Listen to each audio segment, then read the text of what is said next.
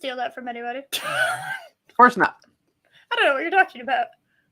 I've always had a green fire dragon associated with my brand. Oh. Quickest intro ever. Yeah, we're live. That turnaround was so quick. That was quicker than I thought. Oh. Hi. Hello. Yeah. That was hilariously quick. Can't get over how fast that was. Usually I have a little bit of time to go, and I had no time. I just sat there. I was like, I gotta make sure that we're in there by the time this thing ends. And by the time I did that, it ended. So everyone, how's it going? We're still as professional as ever, even after Always. taking like a week off. So yeah. If you don't understand the background, I'm not explaining it to you. So What background? that one. You know the one. It's just, this is the normal background, right? Yeah. That's why I said I'm not explaining it to you. Exactly. If there are any questions, I'm not explaining it to you. This is just how it is. How's it going? Yeah. Hello, everyone. What's up? So, we got a doozy today. I'm going to be real with y'all. I don't know if we're going to make it through this. We shall try. It's 46 minutes long. Yeah. And I don't know. I was don't know. like early this morning. I was going to send you some like links to things I found, but then I saw what you had posted, and I was like, "Oh no, what did she find?" Yeah, we had talked about doing this one before, but we were both so exhausted that we didn't feel like doing it. And now we're going to do it. Yay! Totally, because that was the plan, and I definitely didn't just remember it last night when I was going through my watch later, because I'll put videos that I find in the watch later. I got Jay Longred does that. I thought that was a great idea to do that. So it is. You know, yeah. So blame Eris, possibly. I don't know. There is a possibility of it. I don't know.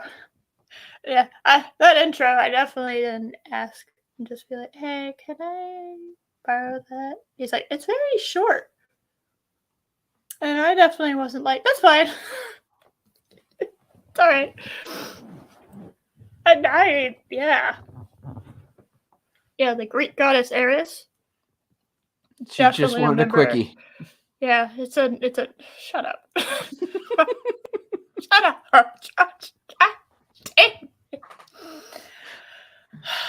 Come on, that was a good one. This stream is not on my live tab. What do you mean not on your live tab? There's a live tab?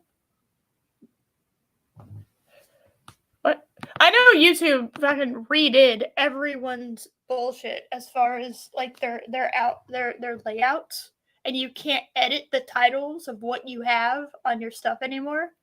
So whenever you go to like your page, which is stupid, I don't know why we went backwards on that. That was dumb. And they made it so that videos, it's like, okay, YouTube, you keep making all these changes for live streaming and you obviously want to compete with Twitch. I don't know why you're not just going to compete with Twitch openly. I understand you're mostly... Okay, this is odd. What? So on my YouTube page, I'm seeing that you're live, but when I look over at my subscriptions, it's not saying you're live. How dare it? I'm not live. What? I am of the live. I know. I had the stream pulled up. Oh God, I can hear my voice. Oh, okay. Sorry, I had to. Apparently, I had the stream in another tab just to make sure everything's fine, and I unfortunately had to deal with hearing my own voice, and I had to mute that. So. Yeah, look. Josh, is this your YouTube homepage that is not in dark mode? Is this light mode YouTube homepage? I cannot figure out how to get it in dark mode, to be honest. I've tried. Settings. You go to your settings. But see, it says live, but over here, not live. That's rude. That's sexist. I don't get it. In order to go into dark mode, you have to go to your settings, and then I think it's like general, if I remember correctly. So, I'll figure it out. Hey! There is no. How dare you? How dare you? Yeah. Fuck yeah, ramen. Hold on. Yeah. Fuck yeah. I love ramen. Ramen's the best. Hi, hello. Loki is here to explain stuff. YouTube has always had issues, but since new YouTube cable package started, creators have been screwed extra special without a Oh. Yeah, I don't know why we're going backwards. Why are we suddenly acting like YouTube isn't the reason cable's dying? Like it started the death of cable, and now streaming services everywhere are contributing to that. So I don't know why they would go backwards. YouTube, I don't watch you because I want cable. I watch you because I don't want cable. Why would I want cable at this point?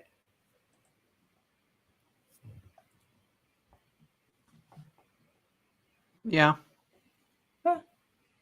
That's so dumb. I don't know why YouTube thinks, oh yeah, the new generation, you know, the millennials, the zoomers, whoever the fuck's after that. Yeah, they want cable. It's like, no.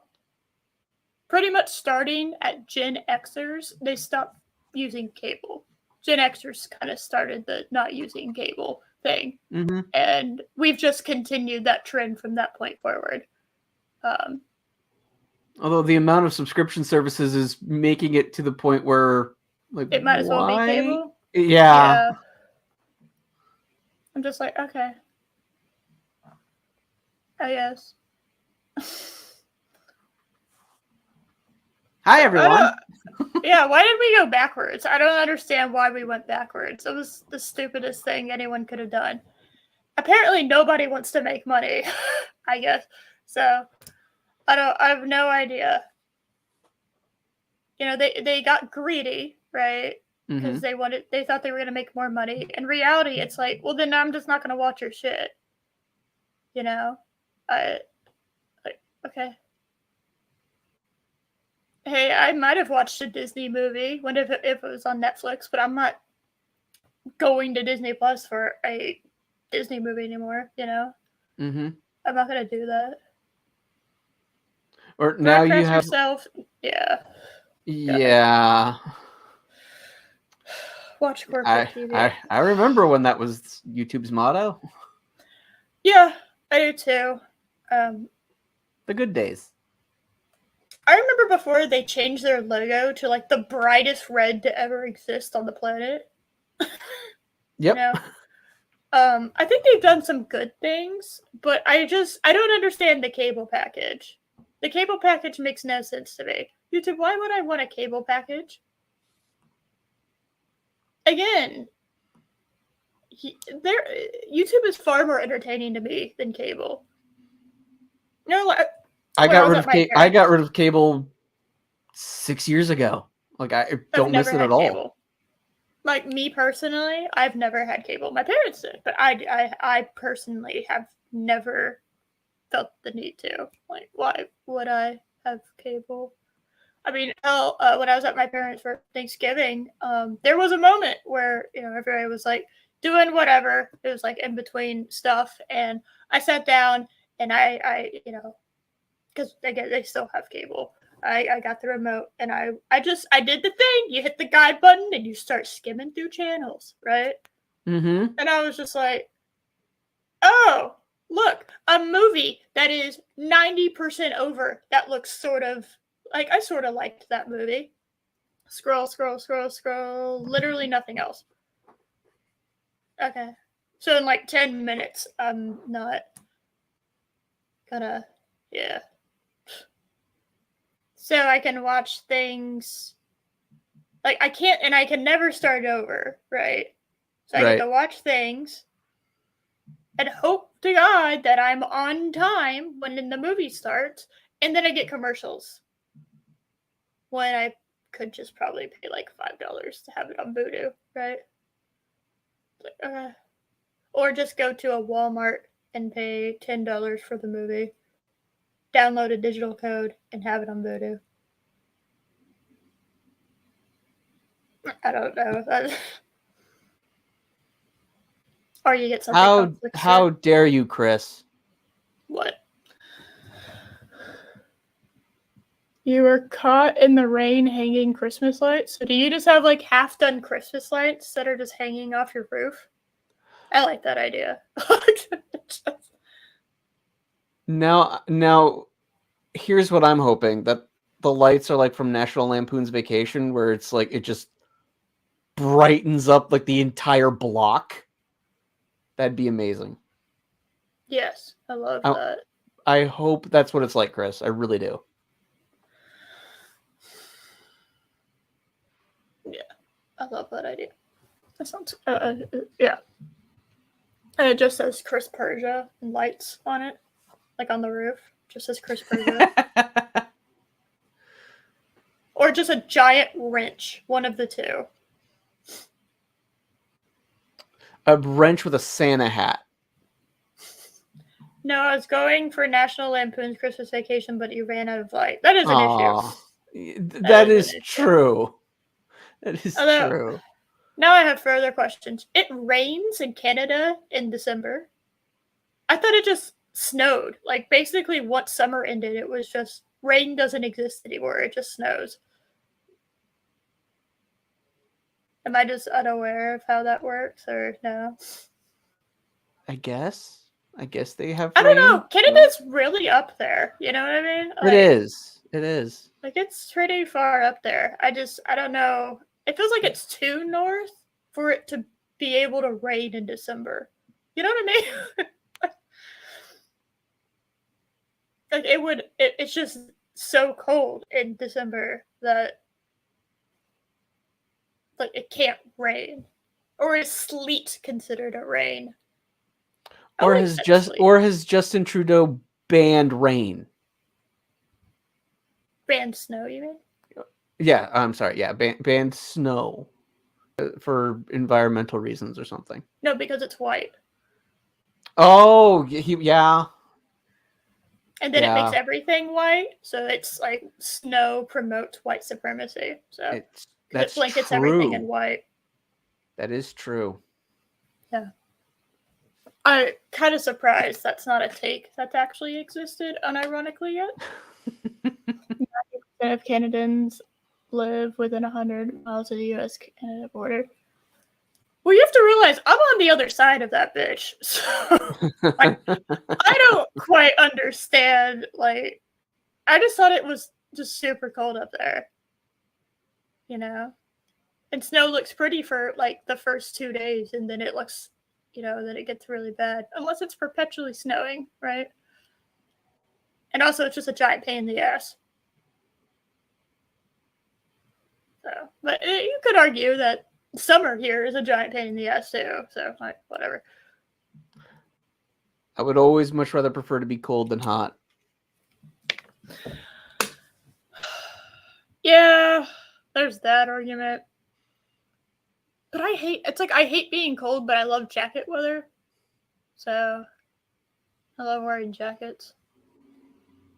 Yeah. But I also love Texas, so I'm kind of just, whatever. What is it? Most Christmases in my part are often wet for Christmas. We get snow before and after Christmas in the past 14 years, except 2 years ago when we got 4 feet on Christmas Eve while I went to midnight mass. Yeah, that was a bad storm. I remember that. Because we got some of that storm here in Pittsburgh. Oh my God. So y'all, okay, Canada, I'm blaming you. So are y'all the reason why in February we basically froze over for like 5 days here in Houston? We literally had like a fucking crisis down here because no one knew how to deal with it. The power grid shut down in Texas because nobody wanted to deal with the cold. literally shut down. I didn't have power, and by the time my parents came to pick me up, because they did have power, by the time that happened, it was 50 degrees in my apartment. I was bundled up like I was outside, underneath all my covers, reading. That's how I passed the time. And sleeping. And then I'd get cold and I'd wake up and then I'd start reading again. And it was just like this. It got down to 50? Yes, it was 50 degrees in my apartment. It was like 20. It was like 20 something degrees outside, and I didn't have power. Okay. Yeah. So like there was no power to keep it warm. Right. Yeah. So, and I'm usually still wearing shorts in 50-degree weather, but that's me. Oh, good. Fucking Northerners. Your weird bullshit. I wear pants when it's cold. But sure, wear shorts. I get cold when it hits around 70 degrees.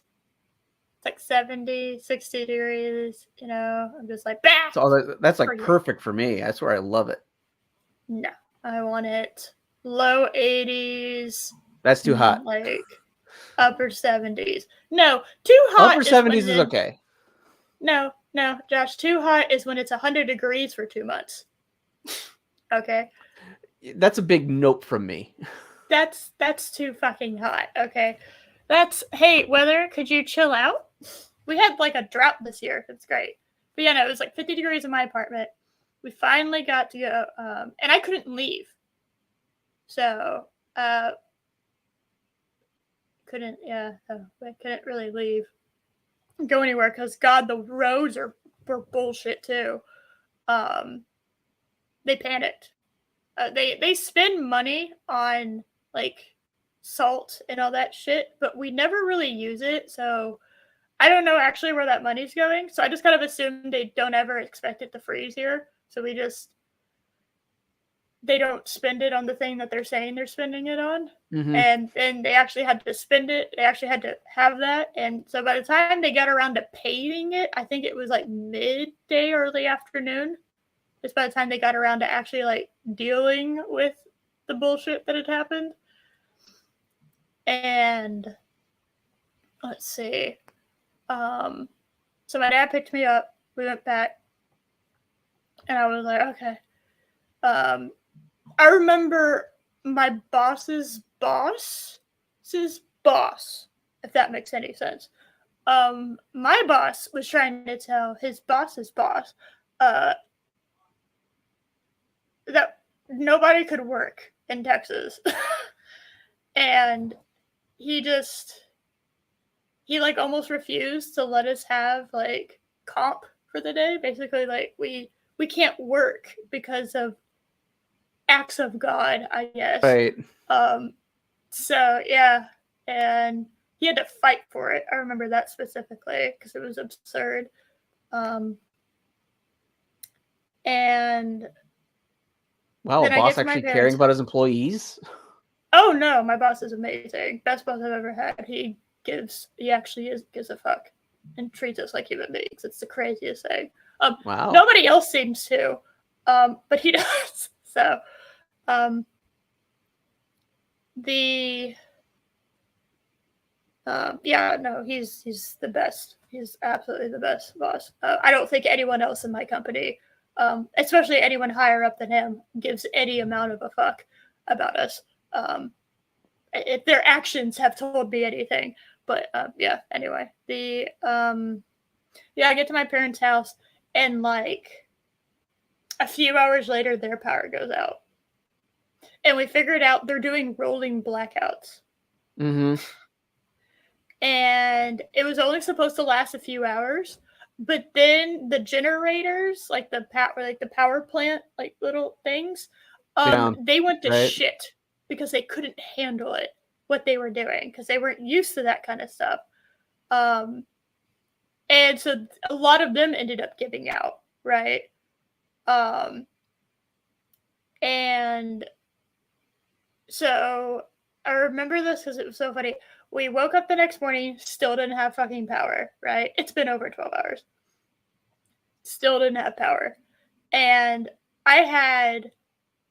but we did have water, so that was great. I had oatmeal that was made from pouring the oatmeal packet in there and putting hot water on top of it because we couldn't make a microwave. And that was the saddest breakfast I've ever had. My parents go to the store, get a bunch of non-perishables. As they're bringing in the last load from the store, the power comes back on. Okay, then. They walk in through the door, and the power comes back on. I would have thought it was written in a fucking comedy movie had I not witnessed it myself. I've never seen anything so perfect. That was it. Eventually, I went back to my apartment, I think, the next day, and I didn't have water. Nice. I had power, but no water.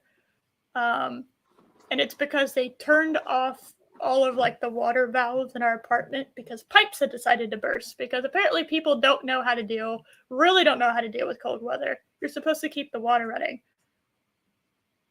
at night. And you're supposed to keep it dripping. And not running, but you can keep it dripping, right? Apparently some morons didn't know that you're supposed to do that, and they had pipe bursts happening at my apartment complex. Yeah, that can happen. Luckily didn't get. It's not fun when that happens. Yeah, I'm actually really lucky that didn't happen to me personally. I just didn't have water, and then and then when I got water back, I had to boil it if I wanted to use it. Yes. So you microwave oatmeal. I didn't have power. I couldn't microwave my oatmeal. There was no microwaving it. That was the saddest breakfast I've ever had. Hot water and oatmeal. So just and you know what's funny is I've actually eaten things that tasted worse. So yep. Real life is stranger than fiction. Yeah, no, that was one of the most bizarre experiences. But that happened 2 years ago too. So I guess the North Pole just said fuck all of you and just sent down this hellstorm of ice and snow to everyone. Just boil water in a kettle. I don't own a kettle. And again, I didn't have water. I didn't have not water. I didn't have electricity. By the way, first of all, I don't own a kettle, and my parents and I have electric stoves. We don't have gas stoves. So if there's no electricity, you can't make shit. I don't know what to tell you. A gas cooktop? No, I do not. Neither do my parents. The gas is always running. Yeah, neither one of us do.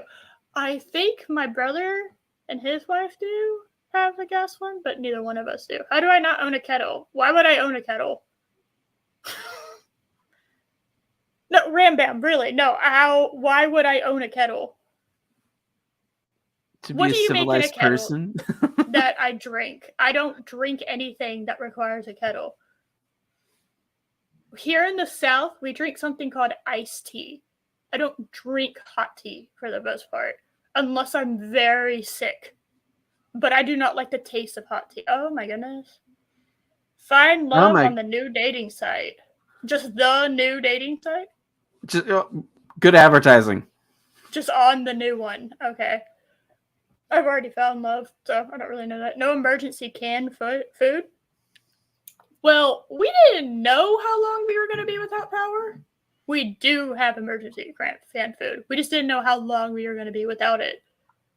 And have y'all ever eaten soup out of a can cold? I have.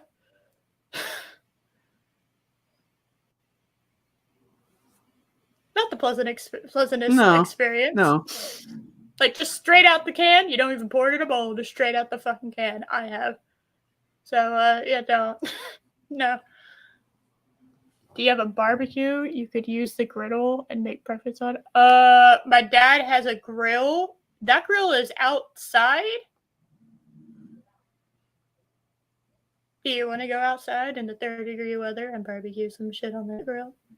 That's assuming you can actually even like get that fire to start and anything. It's a propane tank. I don't know if that propane tank would have worked well being so fucking cold and then being heated up like that either. I kind of don't want it to explode. I don't know. We didn't really think about it because we weren't thinking about grilling shit. I'll be real with you. Propane, Benton stove, hot plate. I do not have a heat. I do not have a hot plate. I don't even know what a butane stove is. Nor do I have that. I live in an apartment. They live in an older house, so SpaghettiOs aren't that bad. That is true. As on either side of caution. I could have eaten cold cooked. I haven't eaten cold food. I was in the U.S. Army. Yeah, that's fine. I was not.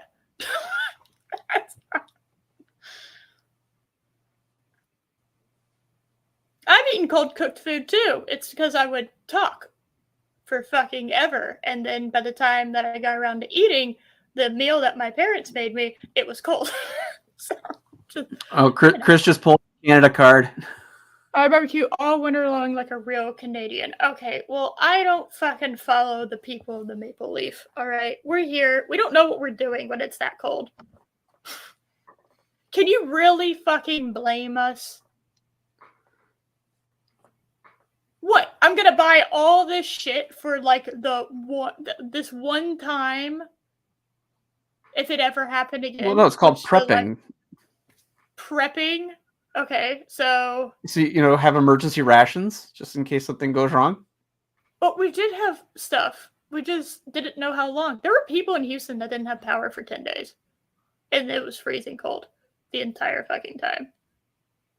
All right, at least I wasn't one of those morons who brought in, what was it? They brought in,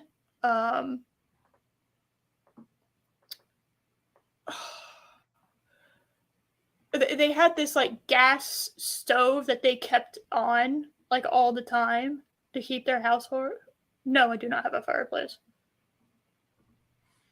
No, most apartments. Yeah, most fireplaces don't exist in apartment complexes.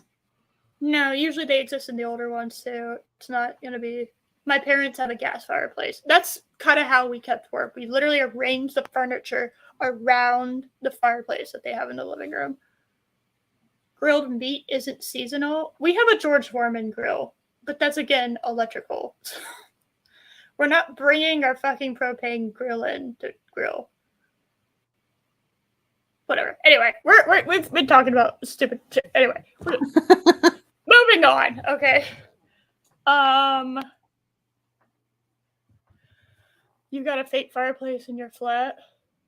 Well, you're British. We're talking about American stuff, okay? Everything British people made is like hundreds of years old, right? Y'all don't make new things, right? You just renovate.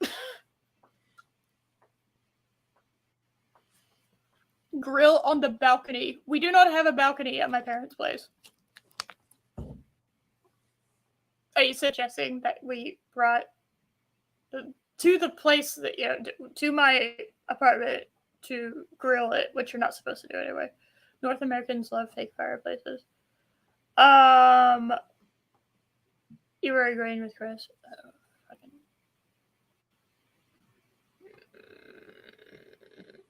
Anyway, it was stupid and it was dumb and nah. Anyway, all right, y'all want to watch a silly video? No, but that's why we're here. We're here for this. We're here for this. Am I roboting? Already? No. Okay. Am I roboting? I haven't noticed anything. Okay. It's just on here. Everything's pausing a little bit. Well, you just roboted. You haven't roboted this entire time. That's weird. Nice. Okay. Yeah, literally when you mentioned it, you roboted it. You're both fine. Yeah. All right. Okay. Anyway, let's watch this silly thing. And hello to everyone that's here. We definitely didn't just argue about stupid winter stuff. Anyway, moving forward. Here we go.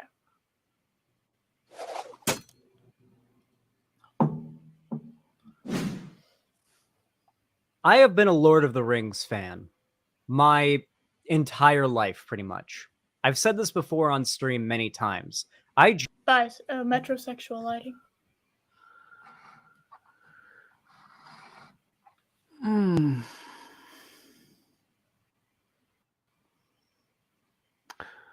Try not to have your lights visible in the mirror.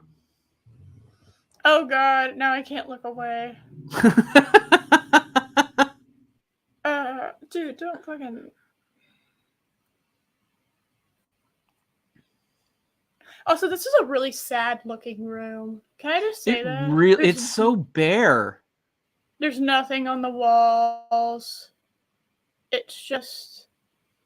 The bed looks uncomfortable as fuck. I feel like I would be more comfortable sleeping on the ground or in that chair.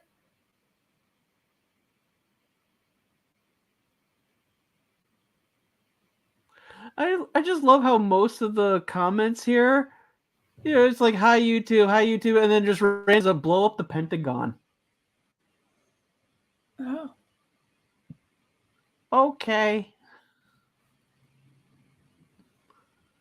Yeah, it's a cat house. What, homo suspicion? That's a thing. Homo suspicion. This kitty would break. Okay, but you can put shit on the walls, right? Like you can put posters. You would hope that you and your cat would have an understanding to not jump at the fucking posters on the walls and destroy them.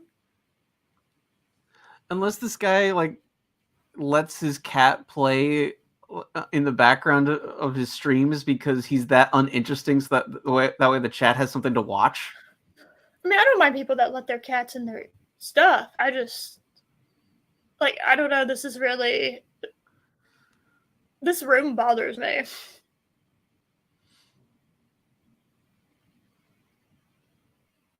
Oh god, I'm worried about one of his mods who flat out said, the last comment there, I want to have relations with Galadriel. Oh. Oh. So, you want to fuck a beige wall? Basically? Like the most boring-ass bland wall ever? Maybe that's why he liked Rings of Power. I mean, look at this room. I'm not saying my background is anything special, okay? It's not. I'm sitting in the chair of my bedroom, and this is my dresser, okay? Yeah. It's not... This is really not anything like super special. And one day I'll have like a really kick-ass like background thing happening, but yeah, nah. So what is this? Seattle quail moving goal? Oh, is he like trying to like move and he has like his Patreons like letting him know like how close he is to like getting the money he needs? Well, I hope this is like a daily goal because you can't move in $300. No, although you cannot. Maybe he can because this is all his furniture. Because this is it. This might be it. You know. Homo suspicion points. That's pretty fucking funny. I love that. I'm gonna use that on Mary later. So. But the picture that you have, where you have that huge stack of helmets that Galadriel's at. I was talking with my wife about earlier how that image symbolically represents the entire series. Yeah, that's why I chose it. A visual that in theory could really work and be very striking, but in context is really stupid. Like, yeah, it's just, it gets me every time. I don't think, psychologically, I don't think I ever really got past the helmet scene. And that's in like the first 20 minutes of the show. It is. In the first episode. It is. And I don't think I ever quite got past that. Everything else I was like, okay, you know. But I just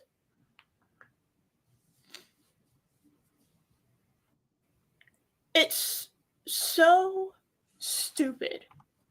Yes. In everything that it is, right? Like barren wasteland. Giant, and I do mean fucking giant. Like it's probably like 3 stories tall. All right. That thing is huge. It's huge. It's a huge pile of helmets. And it's like, how the fuck did someone do this? Did everyone do it? How did this come into existence? And the more you linger on it, the worse it gets. And it's like, are we just gonna leave this here? I know that, like, in other fantasy shit, they would put their helmet as, like, a grave marker, right? So, is there just a massive pile of bodies underneath those helmets? You know? Like, what? Yeah. Like, what is this? What the fuck is this? Is he wasted? I don't know. He streams on Twitch all the fucking time. I would imagine in order to stream, if you're one of those people that streams all the fucking time on Twitch, I would have to imagine you would have to be on at least something. Right? Anyway. But yeah, no, the pile of helmets. I've never really gotten past that. So, is Quail Seattle now? Does anyone know? I have absolutely no idea what that is. Has anyone kept up with what Seattle's called nowadays? And yeah, by the way to just fucking destroy an entire city. Good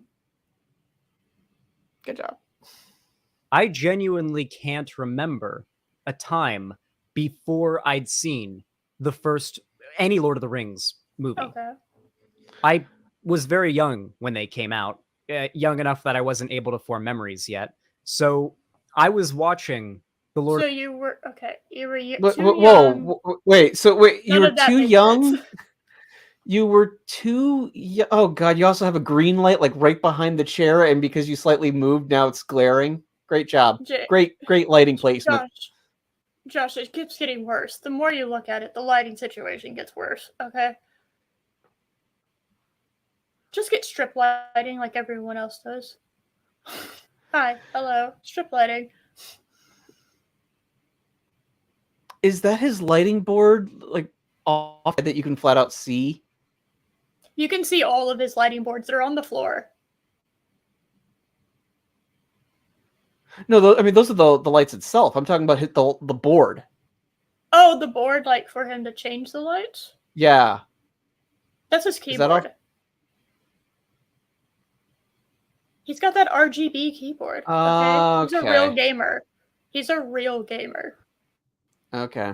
It's how you know. It's how you know you're a real gamer. I'm just waiting for the day that Xbox and PlayStation realize that they could probably just add RGB, like color changing bullshit, into their controllers. And I'm just waiting for that day to happen, and I'm shocked it hasn't happened yet. It really should. Yeah. Just like, the Lord of the Rings Peter Jackson movies. I'd buy one. I'd buy a. But wait a minute. You don't remember a time. You don't remember really when they came out, but you still remember watching them. I don't understand what he's saying. I mean, I remember vague bits and pieces of things. Like I remember when that Atlantis: The Lost Empire came out. I love that movie. That was such a great movie. But I also remember stuff like, I remember being scarred to death by The Black Cauldron. Does anyone remember that movie? It was like that has actually been on my to watch list for several years. I've not actually seen it. I haven't watched it in a very long time. That I watched when I was a child. That shit was terrifying. That was some genuinely terrifying shit. You know what? I'm gonna say it. I would like his lighting if I couldn't, if I didn't have to see all of his lights, right? And if his walls were bare as fuck. And I don't know if I like his dresser or not. Or no, that's a chest of drawers because it's narrow, right? Well, no, it's his IKEA dresser. I don't know if I like it. It's like, it looks like it'd be in like one of those like sci-fi movies as like a futuristic piece of furniture. But I guarantee you, it weighs like practically nothing, and it's like it was, it was something from like IKEA. It's just Allen wrenches. Maybe it's cheap. Yeah, it's very cheap. He doesn't have a bed frame. Oh my god, he doesn't have a bed frame. It's just the box. It's just the box on the floor. There's no frame. No, I think he has a floating bed. Or no, he can't have a floating bed because it's stuck in a corner. Why is your bed in a corner? How are you going to frame it properly? Josh, I need to help this man. His graphic design is bothering the fuck out of me. Or his lack of. This bothers me. And I don't know if you can hear it, but my dog is upset right now. I heard like a knock. Like the epitome of Abercrombie. If he was like in black and white, actually was ripped and just wearing like torn jeans, I could see that. You can see it too, right? Although he doesn't have enough cheekbones. He needs a little bit more of a narrow face. I was about to comment on his face. And then he needs a little bit more patchy facial hair. He needs like basically if you brushed his face, that it would like give you like razor bird. And he also has like a really wide chin, but it's like trying to like dimple, but it's too wide to do that properly. Well, he has cheekbones, but his face isn't narrow enough to make the cheekbones work for his face, so it's actually working against him.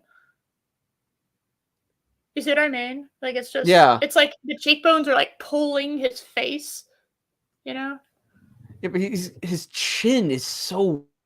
Oh, he has a Chad chin. He does have a Chad chin. So. But it's like it's like trying to dimple, but it's too wide to allow it to do it properly. No frame in a corner makes the room look bigger. This room is like 9 feet by 10. I guarantee it. It is the smallest fucking room you've ever seen in your life. Okay.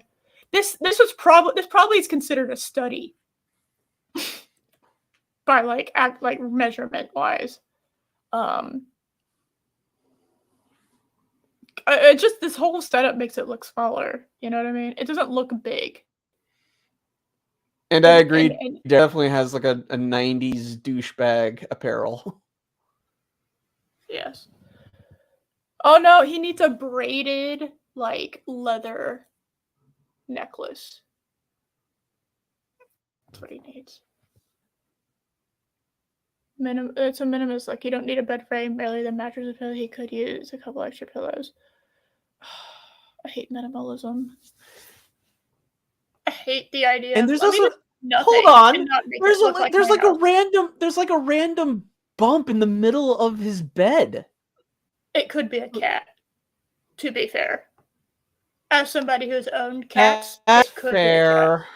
Be a cat. That's fair. Cat. So, I don't know. If the bump starts moving, we know it's a cat.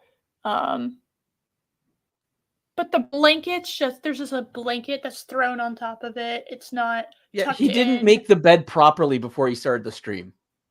I do military corners. Our hospital corners, whichever one you want to call it. That's how I do it. I'm okay with having the bed unmade until I go to bed, and then I make it. But also, you can't see my bed right now, so. I definitely didn't put all the shit that was in this chair on the bed. That didn't happen. Anyway. I see no Adam's apple. I don't know. I think his massive chin is blocking it. That could be. No, Ram Bam. We're talking about douchebag apparel. No. Oh no. You worked in a motel. I just do it because I can't. I like having everything tucked in. Oh, I had a roommate in college where I had to explain that you're supposed to go underneath the sheets. You're not supposed to sleep on top of the sheets. What? I'm not even kidding. And I hope she was trolling me, but I'm not kidding. She had a quilt. And she would sleep with the quilt, and she wouldn't tuck in the thing, because this was, in college for the most part. You don't have separate rooms, you share a room. And I was just like, why don't you go under your sheet? Why do you just sleep with the quilt on top? And I had to explain that to her, and it was just, you're just a hyperbole. I wish his chin was a hyperbole. It is not. Just covers it, so I don't get into it. Yeah, you see. Anyway, his it's just before memories, and well into that. It's just always been a consistent aspect of my childhood being a huge Lord of the Rings fan. Okay, so have you even read the books? He hasn't mentioned the books. This is just okay. I love that when this show came out, suddenly everyone was the biggest Lord of the Rings fan. I'm gonna be real with you. I don't consider myself a Lord of the Rings fan. I like watching Lord of the Rings, but I'm not like a fan like I am other things. So I'm just like, I'll watch them. I enjoy the movies, right? But I wouldn't consider myself like a fan, because a fan is like the shortened form for fanatic, which means like you're passionate and super passionate about it, and I'm not super passionate about this franchise. I'm just not. I think they're good, but it's I'm not like super deep diving into it, right? So I found it really interesting how everyone suddenly became a super Lord of the Rings fan. Like the Lord of the Rings super fans who hadn't said a thing about Rings of Power while it was on. Well, yeah. Kind of, yeah. I find that interesting, and it makes me wonder if you are, right? It's like how all these like media outlets suddenly became giant nerds when nerd culture became popular. I'm just like, are you though? Mm-hmm. Like, I don't know if I believe you. And I'm not trying to gatekeep. I'm just like, why are you faking?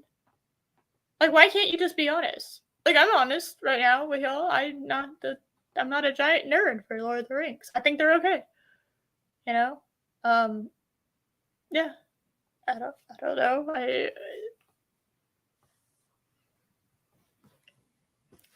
They're good. They're good movies. I think they're really, really well done and everything. I haven't read the books, but I've had a lot of people tell me what's in the books.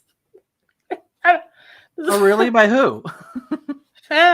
You and a certain mischievous fuck. Yeah. Rings came out when he was born. He was like, he watched The Hobbit with friends. Yeah. Anyway.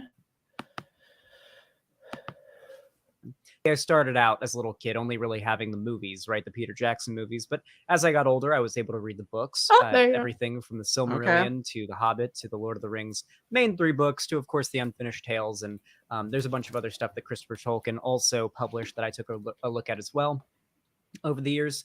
And, after many different book collections as well with Lord of the Rings books in them, I'd certainly consumed the story many times. And it's gotten to the point where if you're a fan of me, yeah, Lord of the Rings is just my favorite franchise. I've been that asshole that's read the books, and when the thing came out, and it wasn't anything like the thing that I read, it pissed me off. I read the Percy Jackson series, and when Lightning I heard that's very different. It was so awful compared to the books. I hated it. Passionately hated it. It fucking it drove me crazy because again, you have what happens. Just film it. For the most part, you can change a couple things, right? But it's not rocket science. I don't know why you would basically change in the first 5 seconds. They completely and utterly they just reveal this giant reveal that you don't learn until about a third to the halfway point in the book. You don't know something until that point in the book, and they reveal it in the first 5 seconds of the movie. They spoil it, and I'm just like, why? And pretty soon from that point forward, it was shit. They changed up the appearance of characters, which, by the way, is very important because we're talking about the children of Greek gods and goddesses, and part of how you know that they're related to them is they have a very specific look, basically the look of the god or goddess that they are the child of, kind of takes over, right? It's kind of like the dominant gene, and they kind of look like various versions of that person, right? And my favorite character is Annabeth, if I'm remembering the name correctly. It's been a while since I've done it. I've read the books. She's supposed to have this very specific look, and she doesn't. She doesn't look anything like her mom. And it's like, okay, well, they had it's supposed to be, I think, blonde hair and gray eyes, if I'm remembering correctly. And they gave her brown hair and I think blue eyes, which is nothing at all. That's not even close, right? That's not close. And if I remember correctly, her mother was supposed to be Athena. She had this very specific look about her, and she's supposed to look like her mom, and she doesn't. It's like, okay, that was a very important thing, right? That was very important because it kind of hinted that the gods' genetics are dominant no matter what. It like overrides normal human biology, right?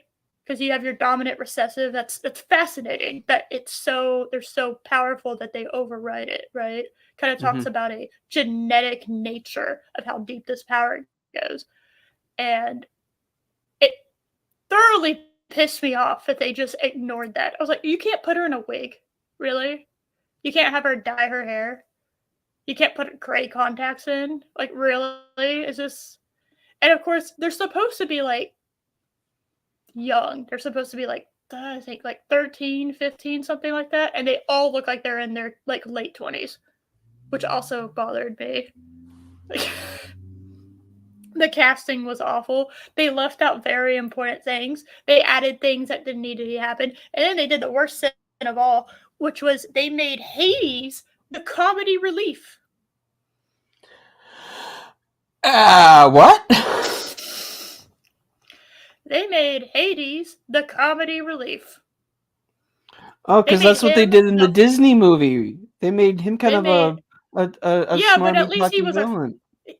Yeah, but that was the version of Hades in the Disney. They tried to do it here, which, by the way, he's not like that in the books. He's a very like competent. He just doesn't give a fuck about what's happening. He's just like, okay, and that's Hades. Hades doesn't care. He just doesn't. Hey, I have my own shit to run. I don't really care what y'all are doing. Whatever. Yeah, you know. It's kind of Hades' character, but no, I can't. Oh, how did they have him? Hold on, now I gotta find out. Hades. They casted the worst person to play him. Hades. T. Jackson movie. It was awful. It was such an awful casting choice.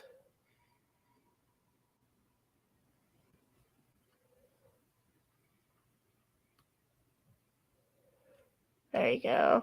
Hold on. Yeah, we're doing it. We're doing the thingy thing.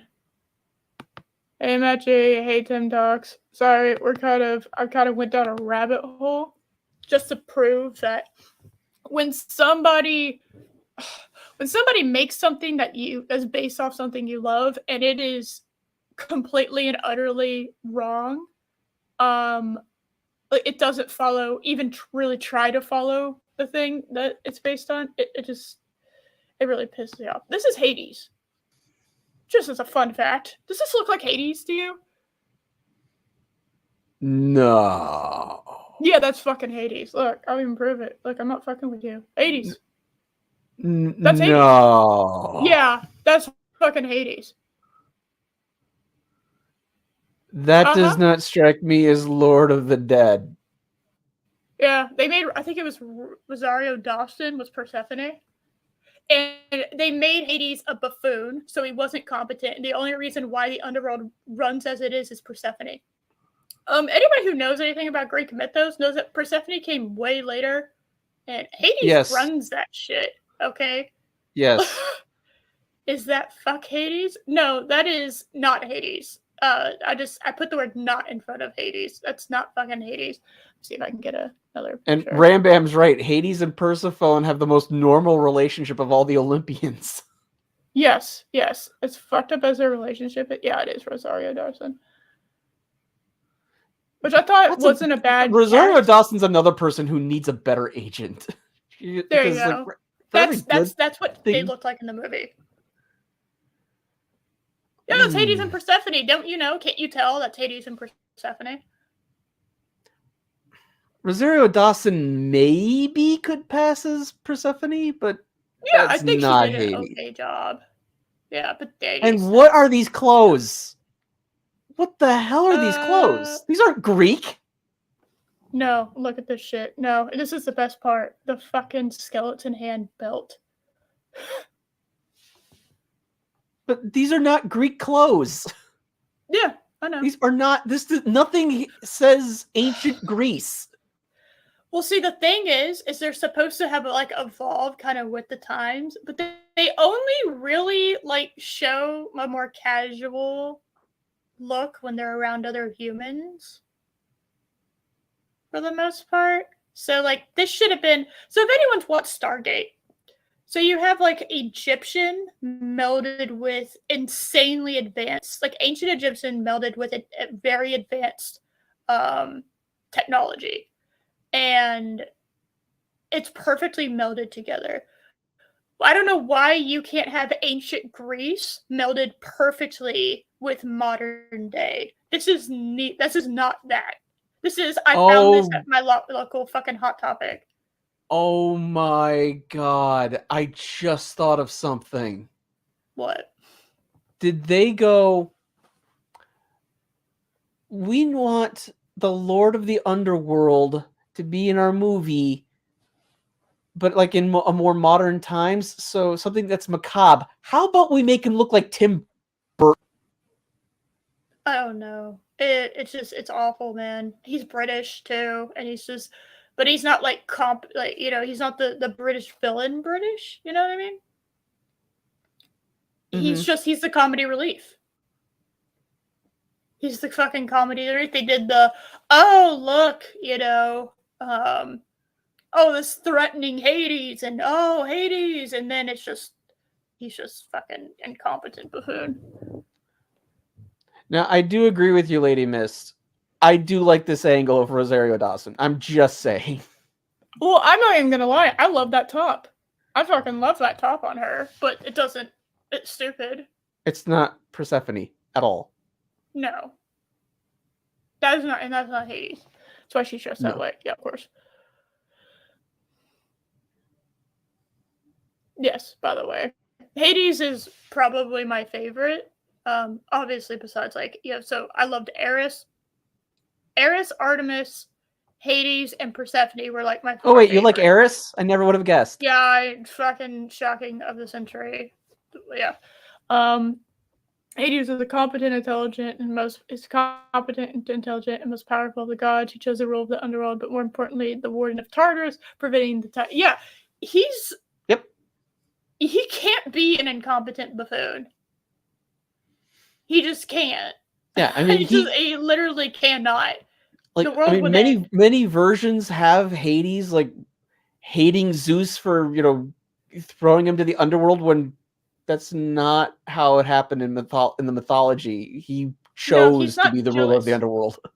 He doesn't give a shit what's happening. No, like he was. He's like, I have a whole fucking world that I have to deal with down here. Okay, it's like, why do I want to be up in Mount Olympus? I got my own place over here. Yeah. Yeah, no. Going back and watching, I loved the Hercules movie growing up. The Hercules Disney movie was like one of my all-time favorite movies. When I was a kid. Yeah, it makes it. When you learn about real Greek mythos, you're just like, so he was like the gatekeeper to making sure bullshit didn't happen, and in that movie, he just wants to like fuck everyone. Even as a kid, when I watched the Hercules movie, I had started to read actual mythology Greek mythology at that point, so I was like, wait, no, there's a lot of problems with that movie from a mythology standpoint. It's fine for what it is, but it's not Greek mythology. No. Anyway, so when I say that I understand as far as like I understand people's pain when it comes to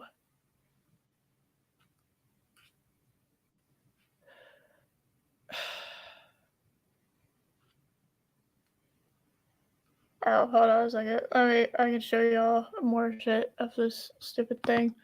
Stupid movie. Yeah, Ram Bam, that's right. Xena the Warrior Princess depicted Hades correctly. I never saw that. What is it? Xena Warrior Princess? I've heard the name. I've never seen it. So it was a TV show back in the 90s with Lucy Lawless as Xena.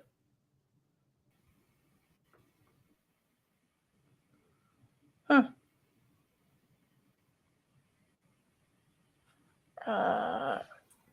Gods. Okay. I just wanted like a bunch of them, but okay, sure.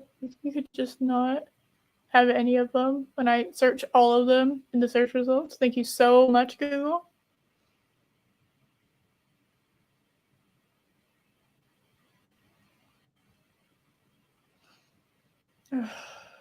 It's so dumb. This movie is like this might be one of those I have to watch in the fucking future. It's like a watch party celebration thing because I hated this movie. I didn't watch the other one. I fucking hated this movie though.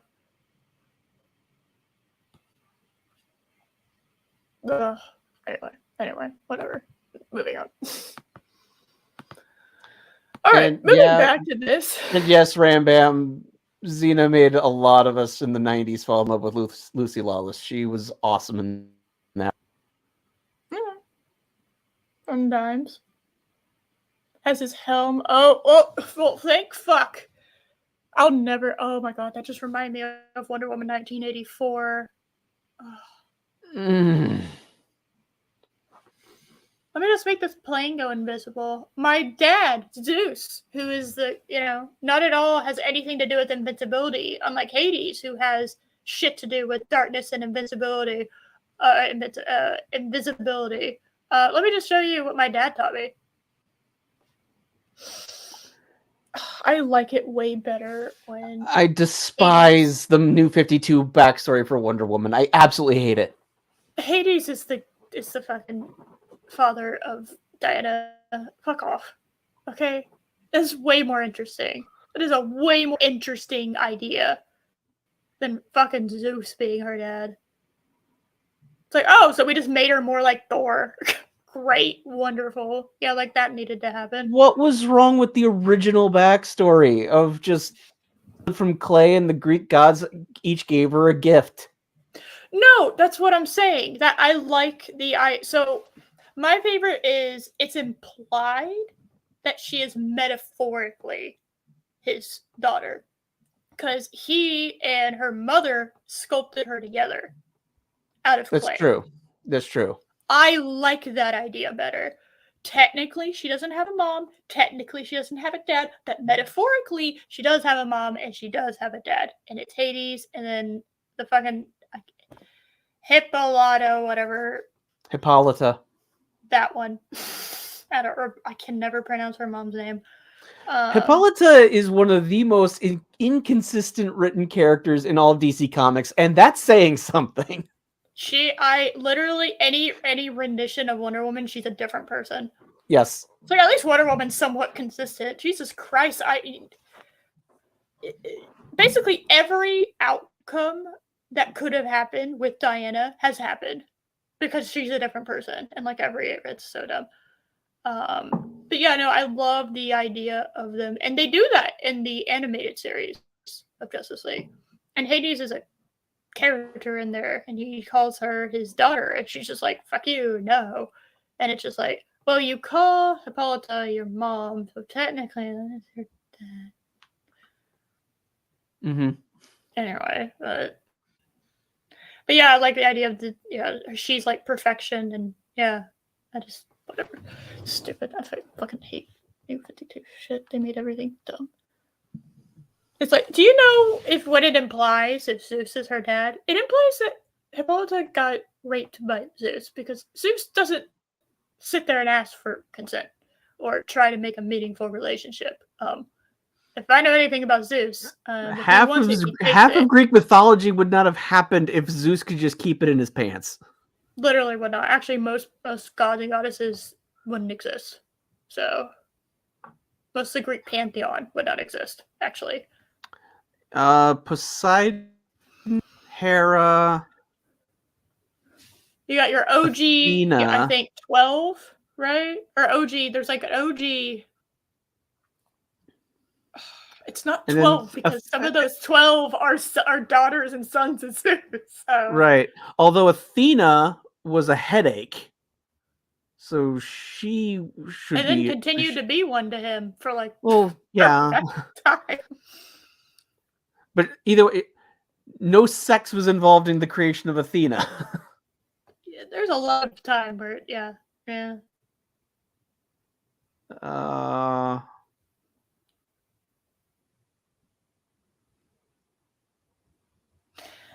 Anyway, I think Ares and Artemis, they don't exist. Apollo, I don't think exists. No, Artemis and Apollo are twins. They wouldn't have existed. Right. Ares definitely wouldn't have existed. Depending on what myth you read, Ares doesn't exist. Although, wait, is Nyx daughter of Zeus, or did it just come into being? I forget with Nyx. I don't remember. God, I need to fucking catch back up on it. I forget about it. Anyway, would you like me to hit play? Yeah, let's continue. We're less than a minute. Yeah. It's just at the top of the list.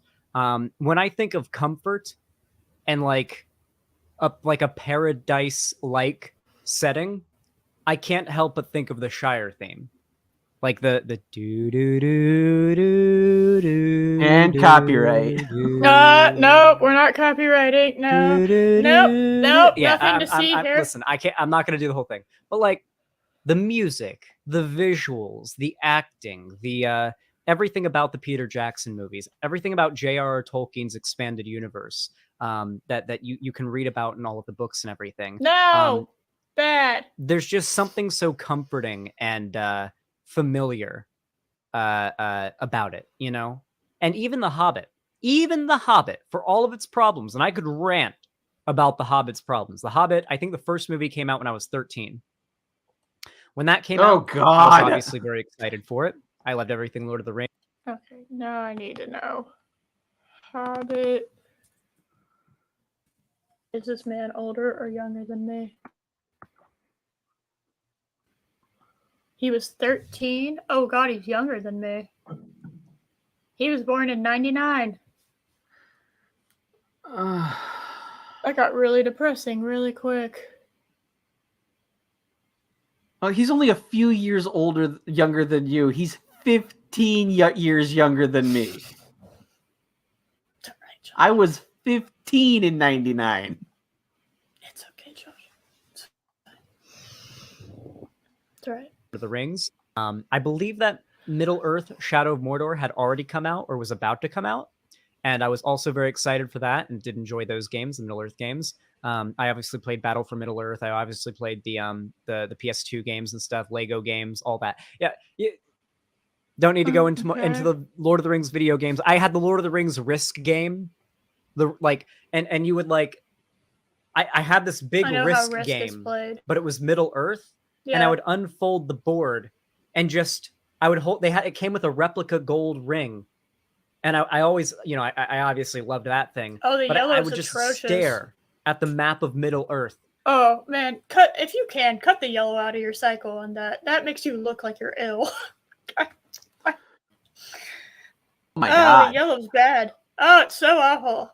No, bad. For hours, just wondering about places. Reading portions of the book and then pointing them out on the map. Just stuff like that. Going back as long as I can remember, I've been a massive fan of Lord of the Rings. So as you can imagine, when I heard about a Lord of the Rings...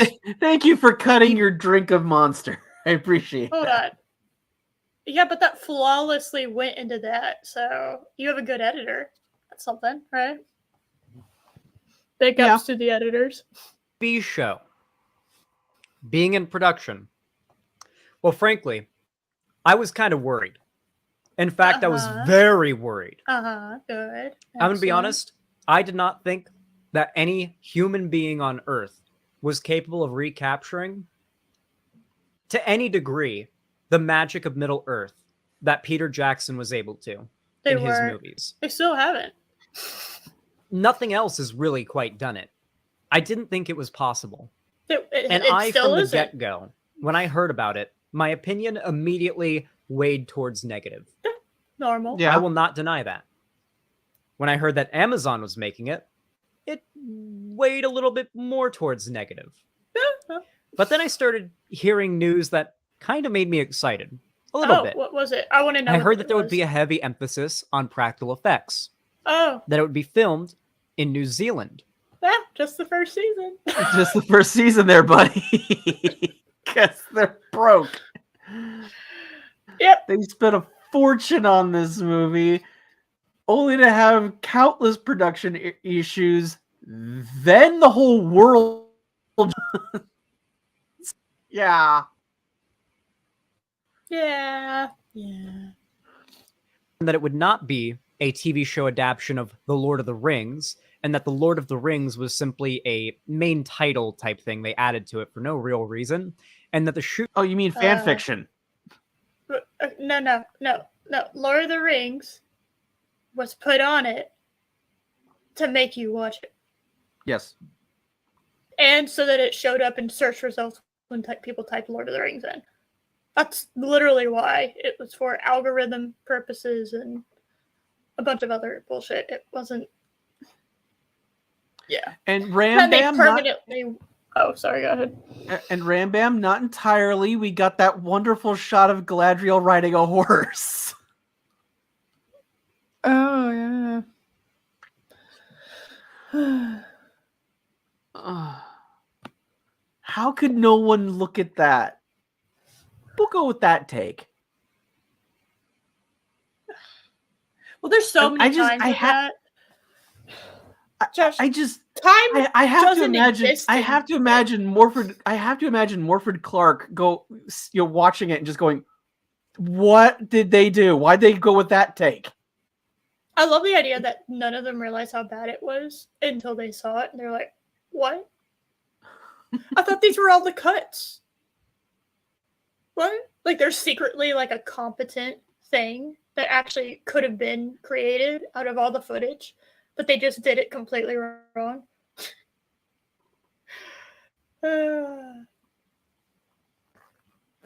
So, I just You're welcome, Ram Bam. What would you say? Bad fan fiction. It is. Yeah, I've read. We've all read our fair share of bad fan fiction. Yeah. Yeah. The shoot that should take place during the Second Age, depicting possibly one of the most awesome and exciting stories in all of Tolkien's story. Or Well, But then we didn't get that, did we? wait. Not only did we not get that, but this was possibly one of the most boring things I've ever watched. For real. This was really fucking boring. I watched the entire series in one sitting while I did work, and at no point was my attention drawn away other than the times that I looked at it. I didn't feel the need to have it like be in anything other than my peripheral at all times, because there just wasn't anything important happening. It's really dull. It's an unbelievably dull show. And I skipped through a good portion of the stupid Hobbit shit, okay? Because do you know how much dead air there is in the Hobbit shit? So much. There were times where I skipped like 30 seconds and they're still in the middle of the same fucking conversation and nothing's really changed. Mm-hmm. It's like 2 minutes may not sound like a lot of time to people. 2 minutes is a lot of time in a movie. That's a percentage of time that could be spent elsewhere. It was the fact that you could remove every single Hobbit scene and it doesn't affect anything else. Yes, is shocking.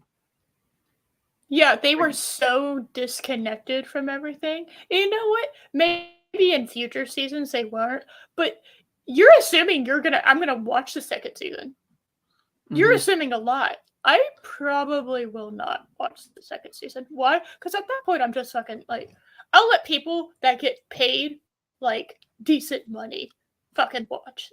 You can watch that shit and I'll watch you laugh at it, right? Like, it is not worth the time and effort to watch it. I really don't think so.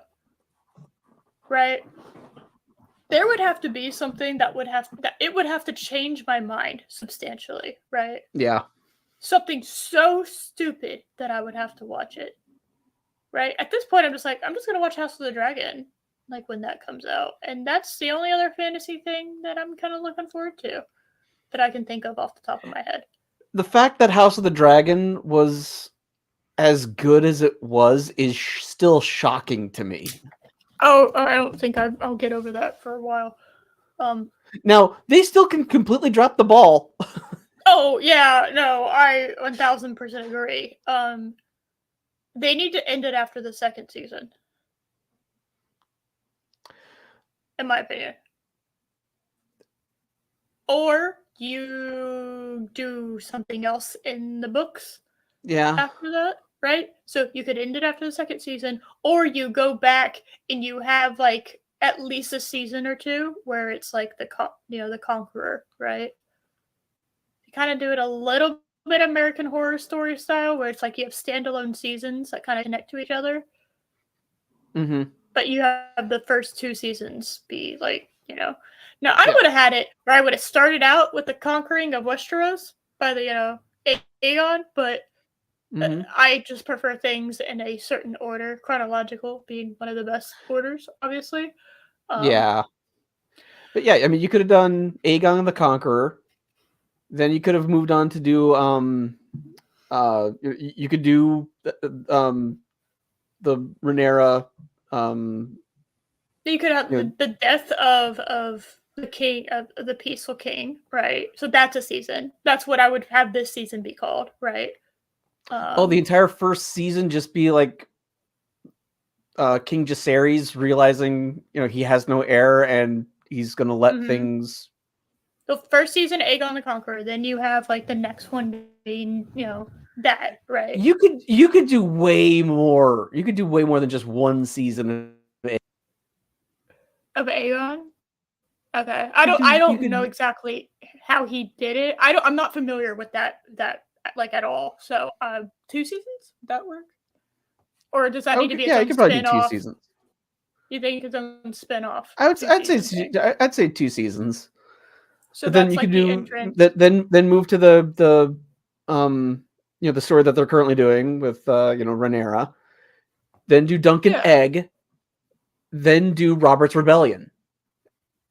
And that's where you end it. With dragons, right? So you have your Dances with Dragons season, which I'm glad they let a whole season be the Dances with Dragons. From what I've gathered, that's a season worthy of shit. So, that's what I'm glad that the pacing's good on that, right? So, but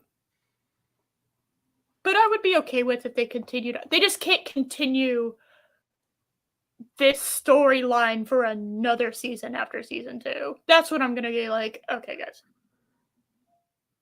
Yeah. So, anyway. But yeah, no, House of Dragon had no right to be it. But I will tell you something. HBO has done some dumb shit. Okay? Its ability to create the masterpiece, which is the first season of Westworld, and then, which I couldn't get enough of, by the way. I was like addicted to Westworld, and good. Then I got into season 2, and I just lost interest in it, and that's when it started to go downhill. Apparently, season 3 is a fucking abomination, and season 4 is okay, but they're done with Westeros.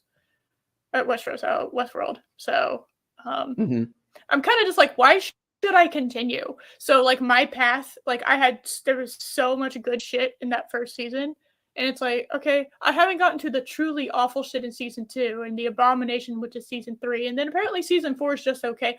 Why would I continue this series? You know what I mean? Like, I'm not motivated to. So it's like, again, why would I watch Rings of Power season 2? I'm not really motivated to at this point.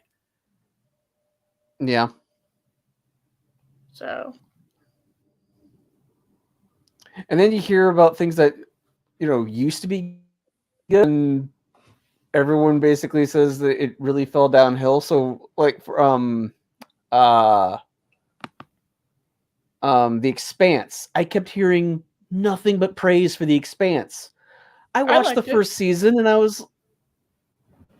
watched the first season, and I was like, it's all right, it's okay, not really grabbing me. Yeah. And then I just kept hearing how season, was it 5? It just completely fell off the map. So I'm like, well, if season 1's not grabbing me, why should I even continue? Yeah, I like The Expanse, but I haven't ever gone back to it. Like, which I think is kind of a problem. Now, sometimes I watch things and it's long. Like, I decided to climb the Mount Everest of anime and watch One Piece. And my God. Yeah. What episode was I on when I tapped all out 1,783 episodes or something like that? Hold on a second. I gotta figure out what One Piece arcs, because you gotta figure out which arc you're in first. Yeah. I was on Summit War arc. I think it's Marine Ford sub arc of that arc, which was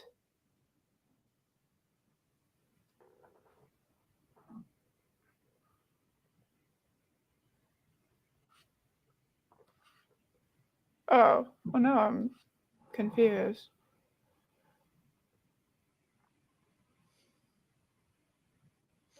What? No, I'm really confused.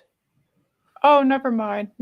I was like in the 400, around 400, and the arcs is the arc goes from the sub arc that I'm in is 457 to 489 episodes. So I was almost at 500 episodes in before I had to be like, okay, I need a break.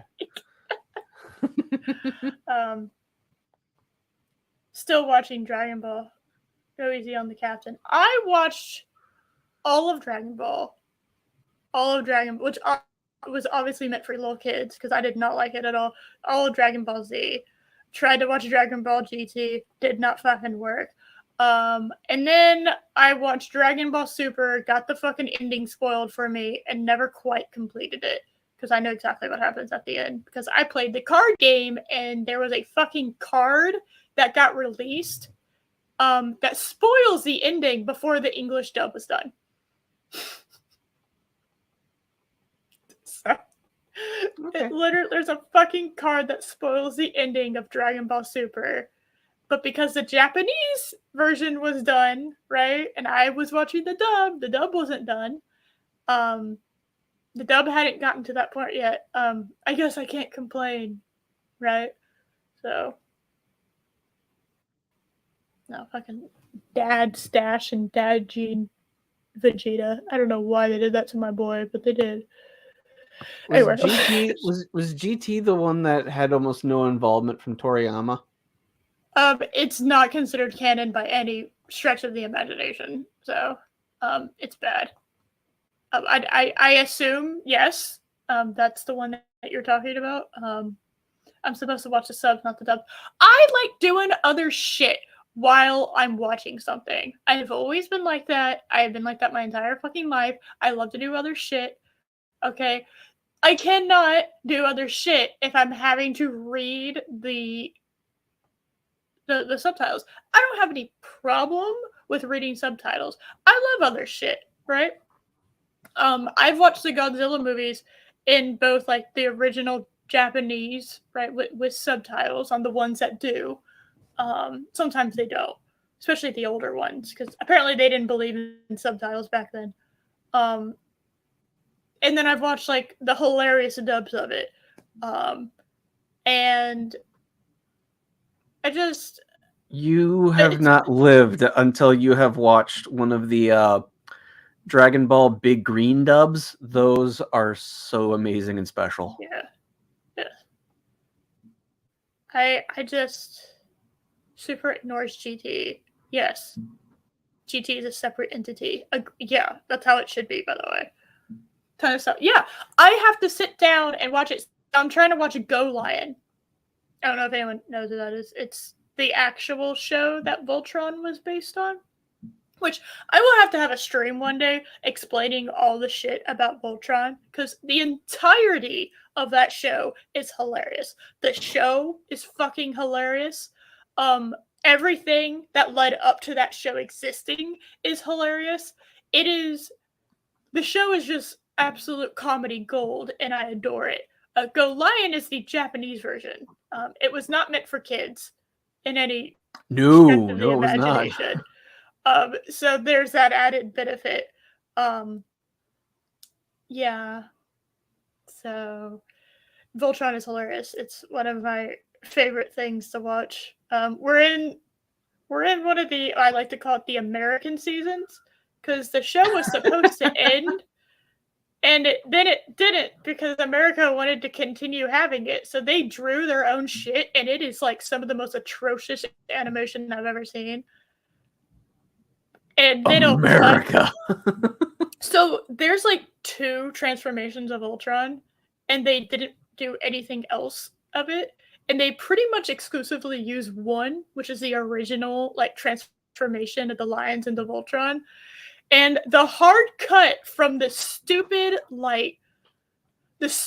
American animation that they like drew in 5 seconds, okay, to the beautiful animation that the Japanese drew is never not funny.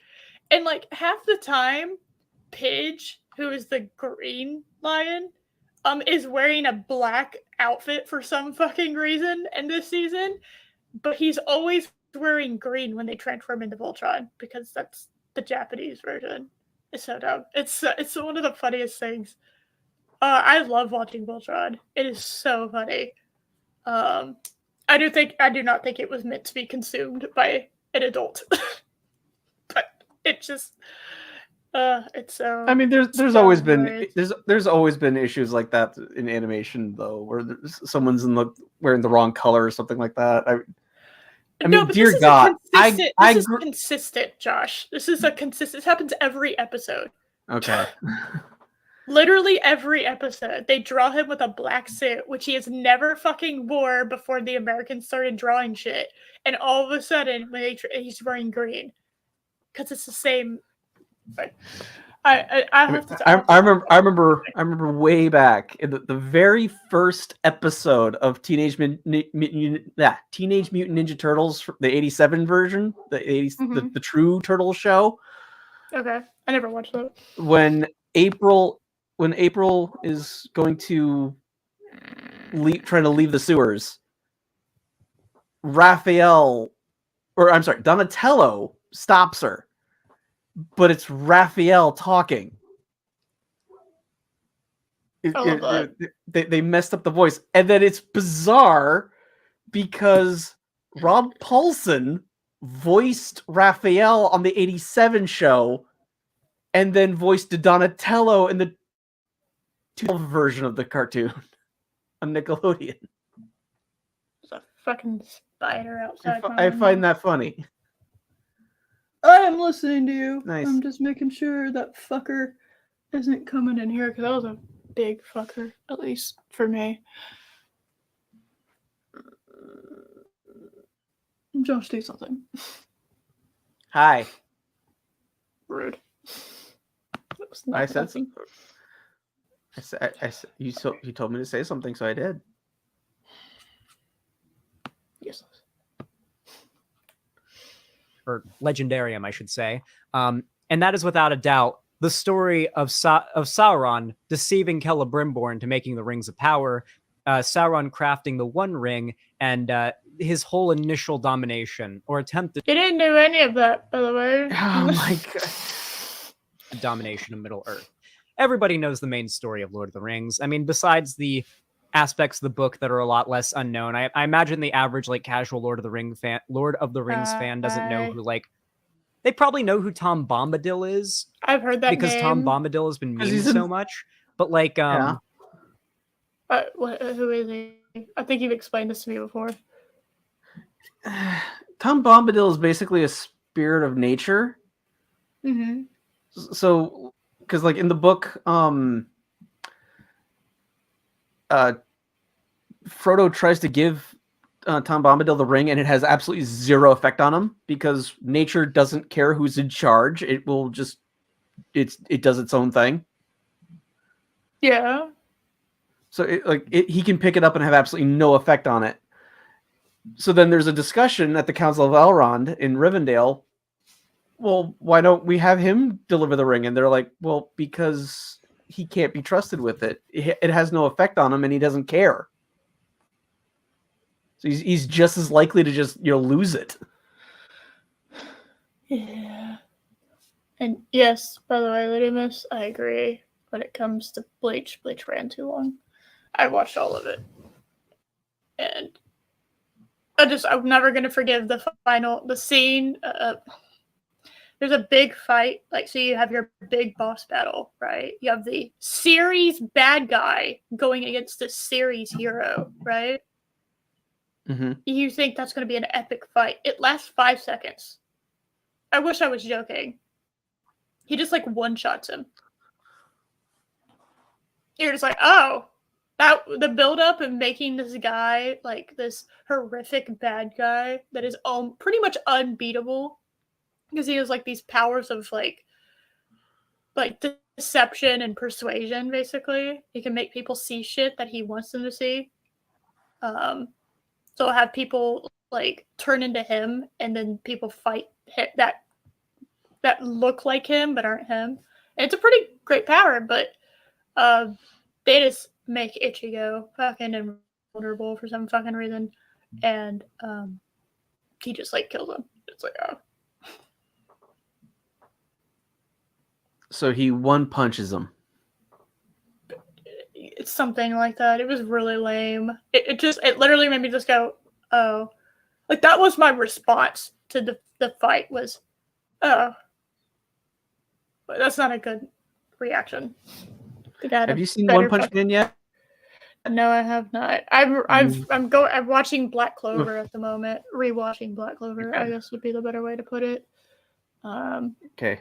The first season of One Punch Man is amazing. The second season not? Because the service that it's on. Ah, okay. I got you. It was okay, Lord but Findel, for me, I just thought the first one was better. No, I hate that. Example.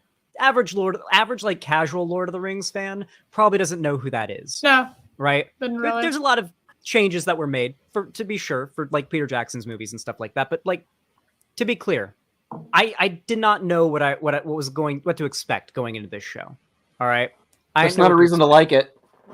I eventually decided before trailers even came out, I would deprive myself of just about everything about this show until I was able to see it myself.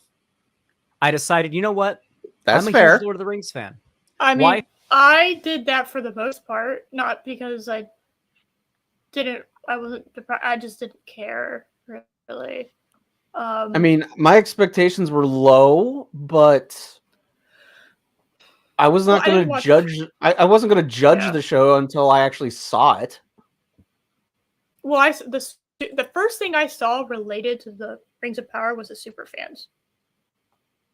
That's the first thing I really saw of it. Maybe I saw a trailer, maybe, but it wasn't memorable for me at all. So I don't know. I just Why should the naysayer hate bandwagon for this show? I want this to be good. Why should I want this to be bad? God, Why should I jump on again. board with these people that seem to want? I'm not even talking about the people complaining about the wokeness. This is before that was even a thing. No, I don't it even wasn't. know wokeness wasn't. No, I'm talking about that, but I don't even know. I know people talk about the wokeness. I don't even remember if there was wokeness in there. I know surrounding it, there was a lot of like fucking pandering and bullshit, but like the show itself is awful. It's boring. There's nothing. It's a nothing burger, right? Which, in my opinion, bad. The worst thing a piece of entertainment can be to me is boring, right? Yes, I agree. Because if you emote something out of me, you at least did that. I was bored. This was a boring fucking thing, right? And Gladriel was the worst person in the whole thing. Easily. By far. It wasn't. There was no contest. Nobody was like second place. She was amazing at everything. She was places 1 through 8. Literally there was no competition for her as far as being the worst character. And she was the character I had to spend the most time with. All right. I didn't like pretty much anybody. There was really nobody I liked. Usually, even in bad things, I could find one character that I like. Right? Yeah. I like Finn in the sequel trilogy movies. I like Finn a lot. I just, he just got like the worst sucket. He just got so much shit handed to him that was bullshit, right? And so it makes me go, all right, well, I found a character in that. There's at least that, right? But in this, I didn't find anybody. There's nobody I was really rooting for. I can't even root for Sauron. Because Sauron was fucking stupid and lame, okay? Yeah. So I just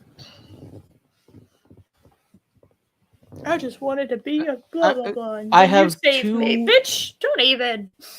There were 2 reasons to like Isildur's sister. Who? Remember, Isildur is never before mentioned sister. I don't even know who Isildur is. He was the pretty boy that cuts the ring off of Sauron's hand eventually. The kid that wanted to go on the Oh, the kid that wanted to go on the boat but couldn't because he was a complete fucking asshole. Okay, I got it. All right, I got you. Okay, I know who he is now. His sister? Is that the dark-haired chick that is there for like 5 seconds in every episode? And I honest to God don't even know why she's there. She was just she was like an NPC that had a name and dialogue, I guess. She had 2 very nice reasons to be on the show. Oh, did she have giant boobs? And I just didn't even fucking notice because I didn't care. Yes. Oh, okay. I got you. They were nice reasons. Loki, bad Loki. I'll squirt you with the bottle. Oh no, the poor people that they got for this show. I really just kind of feel like either like they were there for ulterior reasons. That one bitch, I can't remember the elf's name other than Cool Ocean. That's just his name in my brain now. Cool Ocean's human chick that is definitely not Sports gonna bra. fucking I think Loki and I were calling her sports bra during our watch through. Yeah, she is insufferable IRL. She is insufferable. Yes. I went away from a country that actually has discrimination and sexism against women and rampant misogyny so that I can preach on Twitter about how this country has all of that. It's like, oh, okay, shut the fuck up.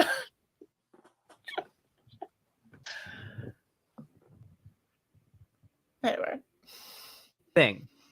This is just back when people were complaining about the existence of this show being in production. They were immediately mad about it. And I was immediately skeptical about it too. So I decided I wasn't going to look at... So you can't get on to the people that were mad about it because you were also not that happy about it. Just saying. Anything about it. And I would just kind of try to avoid anything about it and just watch it myself and enjoy it as if I was watching, frankly, like I was watching The Lord of the Rings for the first time as a kid. And that thing you couldn't remember because it was so long ago. Yeah. That's what I pretty much ended up doing. I think I covered a few reactionary YouTubers that called out like the trailers and whatnot because of like diversity. Hold on. So you watched the trailers. How did you react to them reacting to it without seeing the trailers? The diversity? It was stupid diversity. Okay? They picked some of the worst characters to have diversity with. And there are literal fucking... There's literal, like, people in the Tolkien universe that have darker skin. It makes no fucking sense why all of it's stupid. And the whole thing is dumb. I'm not going to get onto it again. From an evolutionary standpoint, it didn't make any sense for the shit for why they chose those. A dwarf being black makes no fucking sense. And even though she ended up being like maybe she was my favorite character. And then she went full Darth Vader. Like... at the end, I was just like, "Oh, why?" That was odd. That was amazing. I remember when Loki and I were watching it for the show. Yeah, you just say "rule the galaxy" together. Like you can't help yourself. It just rolls off your tongue. I mean, we literally made that joke about her going like full Sith. And then she literally says the line of, we can rule this kingdom. It's like, oh my God, we were joking. Father and son, and I'm just like, what the fuck is happening? This is such a fucking trip. It is ripped from Empire. Like this is just so ripped from Empire, and I don't know. Galadriel, the fact that they clearly wanted to ship Galadriel and Sauron, even though Tolkien specifically stated that Galadriel was one of the few people who was wise and perceptive enough to never fall for him. She saw through Sauron. She was never tricked by him. Yeah. So was Elrond, by the way. He also saw through it the entire time. Literally no one else did, apparently, until it was convenient. Yeah. It's like, okay, all of a sudden now we have questions. Like, no, maybe not.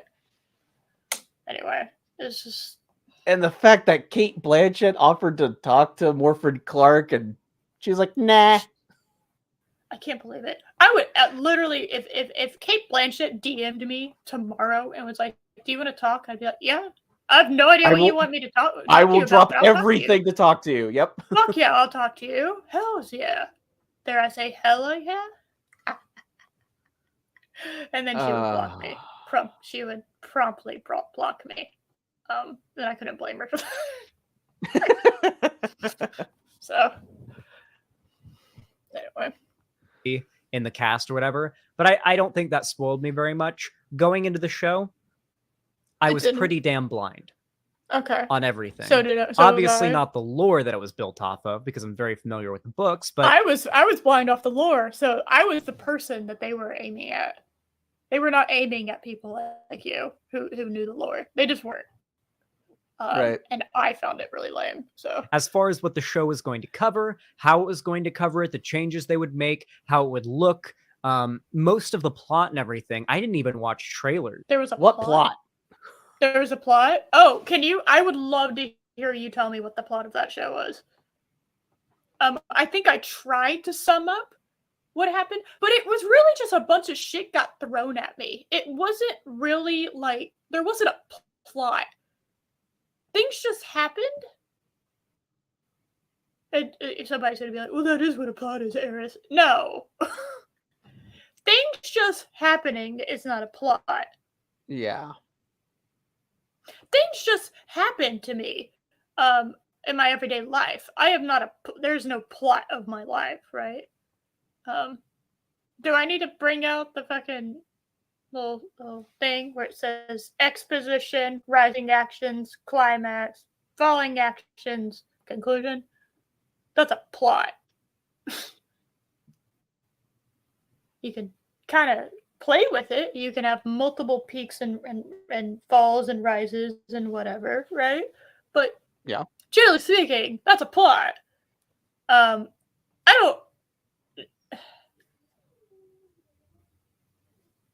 don't really know the plot was, because that would make me have to summarize the show, and I don't know if I can do that.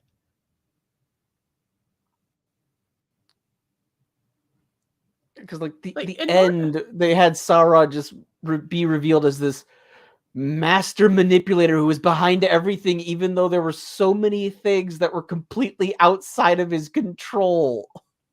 Yeah, he did the Palpy thing. It's all part of my plan. Yep, it's all part of my plan. Don't even worry about it. Everything is happening perfectly. Right, bam. There were two plots, Sauron's and Disa's. Yeah, I guess. The plot was diversity. Also, men are stupid, especially white men. Galadriel. I fucking can't stand. Galadriel was so fucking unbearable. Yeah. I should want to be the female character, right? And guys should want to be with her. That's kind of the thing, right? That's kind of, and then the reverse for guys. Like the hot guy, women should ideally, want to be with yes. You want your lead. Yeah. If your lead I like is her. She's cool. Like, I fucking hate her. She's useless. Yeah. So, just saying. Trailers. I wanted to go in without any expectations. And that's exactly what I did. Okay. They released the first 3 episodes on the same night. And by the time terrible I finished idea. the 3rd episode, that was an awful fucking idea. I do think HBO fucking just releasing all the so they had they covered literally, like, so they've started before Lord of the Rings, finished afterwards, and just when Lord of the Rings was going when Rings of Power was going to release, HBO Max released all the extended editions of the Lord of the Ring movies. Pretty beautiful plan. It was executed flawlessly. Oh god, it was. I mean, the fact that they waited until Amazon announced when Rings of Power would release, and then just made their start date 2 weeks prior. That was brilliant. It was so good. Whatever your opinion is on HBO Max, how they handled that was masterful. Because they can do 10 episodes. You can only do 8 legally, so you're fucked. So they can start before you and end after you, so that way because they end on a all Sunday. Talk is not on you. Yeah, it's so. Oh my god. Now, so I will say, if House of the Dragon had actually been where my expectations were, then it would just have been glorious for all the memes of just constant bad fantasy. Yes. But the fact that they released a decent product when compared to Rings of Power was what made it even better for HBO. Yeah, exactly. So, all right. Third episode, I was hooked. Why? I could not. No, I'm so excited. I want to know what hooked you. What do you think hooked him? This is the part of the video I've actually seen. So, what do you think? What do you think he's gonna say? What do you think was the moment that drew him in?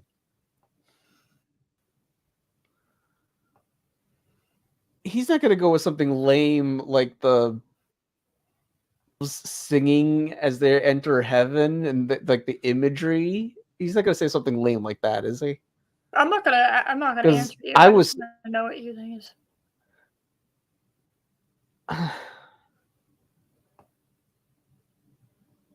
Considering based off how this guy looks and the lazy lighting and the cat house, I'm gonna go with he thought Galadriel was a strong character. Okay. I'll go with that. Not believe what I was seeing. So for starters, The Rings of Power is the most expensive TV show ever made. Does not fucking matter.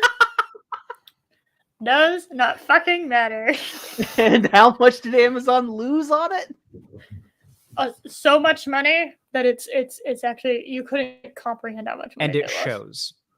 Every single I believe I watched Corridor Crew's video breaking down the VFX of the show earlier today. I believe they said that just about every single known big VFX studio ever worked on this show. Depressing. All of their individual skills came together to make one of the I'm just gonna say it, the most visually stunning show or thing brought to film I've ever seen. The show's downright fucking glorious in its visuals. Shots where it's just two characters talking look amazing. Shots where we see the massive sprawling mountains of New Zealand, keep going. They look better than ever. One of the few things I saw going into this show, actually, that was promotional material, was an image of an orc. This orc right here. Now, if you've seen Lord of the Rings and The Hobbit, this orc should immediately make you excited. Because The Hobbit did something that I think most fans can agree was pretty shit. All the orcs were CGI, and they looked all the same.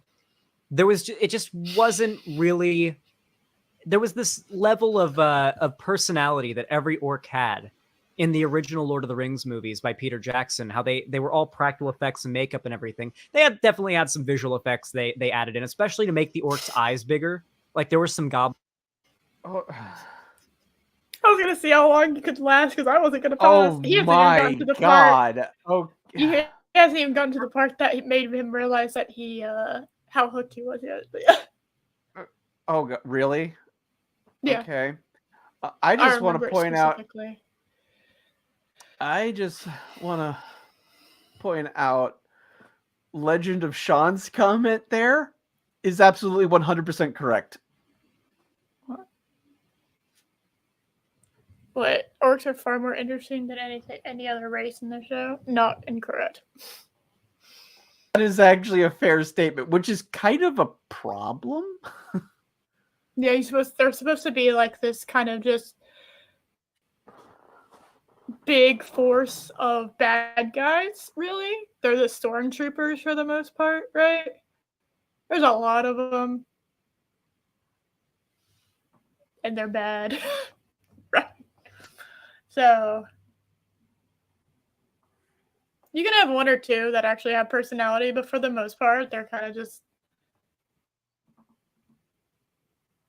large amounts of bad guy, you know? Yeah. They're not supposed to be the most interesting part of the show. They're just a force for bad. Yes. Yeah. I'm going to hit play. And everything. They definitely had some visual effects they added in, especially to make the orcs' eyes bigger. Like there were some goblins, as they would be called, nicknamed. But is that on really his video? smaller They'll leave a orcs. comment. Have like the big eyes with the slits. That was definitely visual effects doing that. It is. The mouth of Sauron, if you look really closely, the visual effects to make his mouth bigger are a little bit sloppy at the Black Gate. But like overall, most of the effects are heavy practical in the original movies. So what about like the giant Chihuahua warg creature? Did you think that looked good? That thing my brain, I could not comprehend what my brain was witnessing. Like I was just like, what the fuck is? What are you? That the funniest things. Yeah. So see. Sorry, I thought you were done. I didn't realize you paused. No, it's fine. Yeah. I'm just shocked at he thinks the visual. Just continue. No, some I will say some of the visuals were nice. Big open sweeping shots of a landscape all looked good for the most part, in my opinion.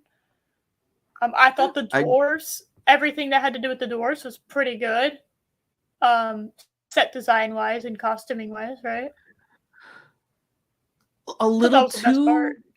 I thought it was a little too dwarf generic, for lack of a better term. But overall, I didn't mind the design for Khazad-dûm, and I kind of like the music for the dwarves as well. The generic, the dwarven Khazad-dûm theme. I also enjoyed.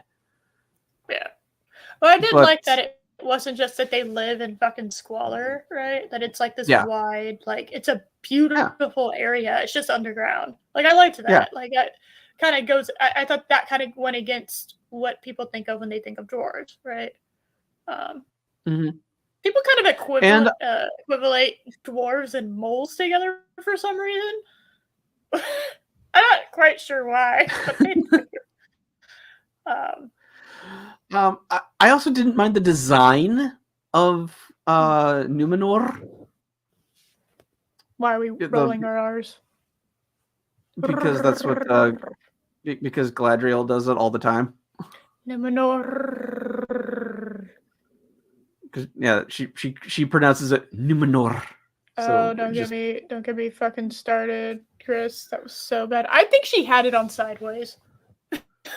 I really think she had it on fucking sideways. Because if you have a skirt and you just put the skirt on, the skirt's not really tailored to like fit on certain areas of your hip for the most part. So I think she just had it on like wrong. Yeah. But yeah, I thought overall the makeup on the dwarves was great. Oh, yeah. Like I said, dwarf's best part. And Disa looked way better when her hair didn't make her look like a penis. So, yeah. Like way fucking better. I was just like, why the fuck is she not? Has no one told her?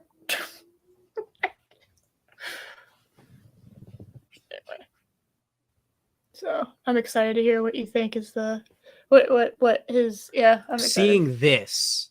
All right. Seeing this motherfucker, this practical looking motherfucker made me happy. So I will admit, I came into the show with a tiny tinge of like, that's literally not what you're saying. I know the show will look beautiful, and I know the orcs are going to look cool. So at the I love that his editors completely and utterly fucked him over here. You like spent 10 minutes telling me how blind you were going into this, and now you're like, oh well, I actually I knew a lot more than I thought I was, but whatever. Moving on. At the worst, this show is going to be some nice eye candy to get stoned to We all and just thought get that. re-immersed back into Middle Earth. No fucking joke. We all thought when we heard $1 billion, we're like, there's no way then visually this is gonna look like shit. And let me tell you, there are a lot of shitty fucking looking sets in this movie. Yeah. Lazy. And it is just like, cat, why couldn't you just give me some eye candy, right? The very fact that Gollum still holds up is astonishing. Easily. Oh yeah, no, I mean he still holds up. In fact, There's I don't see no him ever excuse. not holding up. Yeah. There's no excuse to have horrific CGI. Not in this day and age. When No. in this day and age, when 20 years ago they pulled off Gollum. Yeah, I mean, if you CGI can look good. I'm so fucking sick and tired of people saying CGI bad. CGI can look good. They just don't let it. I don't know why. They don't let it look good. Gollum is a great example of that. The thing is, you can the trick is balancing all the various things. Like James Cameron's Titanic. Mm-hmm. There's a mixture of real models, scale sets that are to scale, miniatures, and CGI, and they're all blended together. And all these years later, that movie visually holds up. It's a terrible story. The love story is just garbage. Who forget Romeo that? and Juliet on fucking Titanic, which was an actual fucking disaster and tragedy that happened. Where 1,800 in human people history. where 1,800 people lost their lives. We'll make it a romance story. I fucking hate that. That is a subgenre. Visually, though, it still holds up. It's great because they were constantly blending these different effects. Yes. The sinking, the scene where the Titanic finally starts to go under is fucking insane. That is insanely beautiful, like horrific scene. Because that was probably exactly how it fucking happened. Where it's like the shot where the shot where the stern is sticking out of the ocean and it breaks off. That's a model. Oh, sorry. That's a model. That was practical. Yeah. Well, I've always said practical and CGI are the key. Mm-hmm. You want a beautiful looking movie that's going to hold up in like 10 years? Blend practical and CGI together. Yes. If you that is the secret. That is an open secret. Really. Yes. Like everyone knows this, but they just like, we'll just fix it in post. Which is like the laziest bullshit. That is some shit that if I was having a bad day taking photos, right? I would tell myself those exact words. I'll just fix it in post. Guess what? Do you know how much more time I spent fixing it in post? Like 10 times as much time when I could have just done it the first time, right? Mm-hmm. And then edit it to look even better, right? No, you're fixing all the bullshit that you didn't feel like fixing in the first place. It's so stupid. It's so dumb. You're just being lazy. Stop being fucking lazy. Remember Fury Road a couple years ago? All those chase sequences were practical, and it gave it a much more visceral feel because you could have easily CGI'd those car chases, but damn, having them real stuntmen going through these dangerous stunts gave that movie the adrenaline that it needed. Yeah. Exactly. So I have nothing against practical effects, but there's nothing wrong with CGI either. The trick is to keep blending them so that the human eye can't detect the fakeness. Yeah. Exactly. It's an art form. I'm so sick and tired of people being lazy about it. So, by the way, pure practical doesn't always look that great either. So, I just practical and CGI together is the perfect combo, right? Now, I watched Ben-Hur for the first time like last week, and let me tell you something. The original or the movie? No, the original. Who do you think I watched? The original with Charlton Heston. Okay. Yeah, you really think they would allow? Yeah, yeah. That's fair. That Coliseum scene, the entire time, because once I realized there was not going to be an ounce of CGI in this, I was just like, I wasn't really even paying that much attention to what was happening. I was so worried about the horses. Horses, get out of the way! Horses, get out of the way! I was distracted that it was all practical and there was no CGI, that I was panicking about the horses. And of course, the delightful person that I was watching it with, when I said, no horses were harmed during this, right? Just kind of gave me a look like, I don't know. And I was just like, I'm just going to continue believing that no horses were harmed during this. I just... but that was an crazy ass scene. That whole fucking that thing was in fucking insane. Obviously, I wouldn't expect anybody to fucking make that now. I am totally okay with you like using models and CGI to recreate that, right?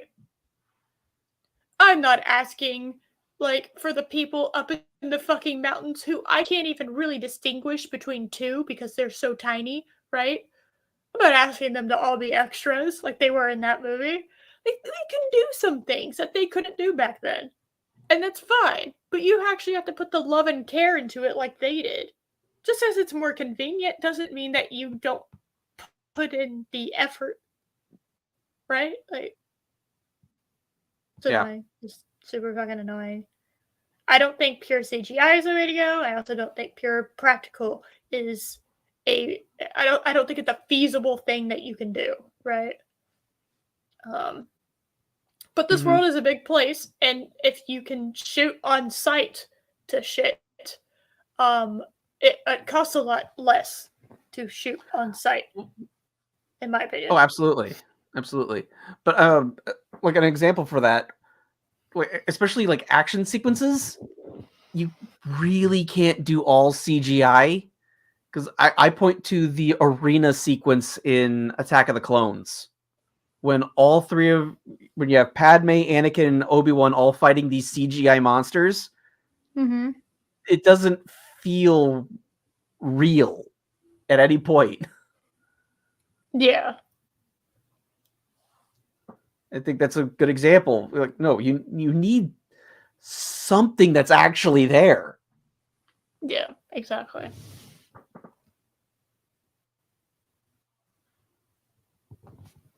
Oh, yeah. See, that's now you understand why I was worried about fucking horses. Okay. Yeah. Well, it was dangerous. Yeah. It's I mean, it's always been dangerous to be a stuntman. I went to scratch my ear. What did you do? I went to scratch my ear, and my fucking headset decided that was the time to crash and burn off my head. All right. Well, thank you for that. Moving on. And you better believe there was eye candy that I got stoned to, and I did get re-immersed back into Middle Earth. But it was not only that. I genuinely found a lot to love from this show, outside of just the visuals. Now, the characters. But you were stoned. The main character of the show. Your judgment was impaired. Was to be a central main character is Galadriel, who J.R.R. Tolkien described himself as, quote-unquote, the fairest and mightiest elf in all of Middle-earth. Yes. She is the Lady of Lothlorien, and she is just an absolute fucking badass. Now, you'll of course know I would not describe Galadriel as a badass. As she was played by Cate Blanchett, and when we see her, she's this fair lady. Is really the only way to describe her. She doesn't really. No. I don't think I looked at Kate Blanchett's Galadriel and was like, that's a fair lady over there. She is otherworldly levels of beautiful. Yes. Where it's like she's not even, like, your brain can't even, like, register, right? But at the same time, you can, like, feel the power coming off of her. And it's like the closest thing you got to, like, a goddess in that series. And it's just unfathomably, unprecedentedly just filled with wisdom and knowledge. Yeah. Like, this person's, you know what they're talking about. And she's essentially talking to a child in Frodo in that scene where she, like, transforms about the temptation. Because that's actually, like, a key thing to her. Now, it's not, I will admit, it's not really explained that much in the movies, but that was, like, a key moment for Galadriel when she rejects the ring. It's a key moment for her as a character in her overall Tolkien story. I admit, not touched upon on the movies, because it's not that important to to that storyline, which, again, you need to cut things down for a film. You just have to. Yes. I think they did a great job. I don't think I could have asked them to add more to it. The extended editions, perfect. You know? I don't.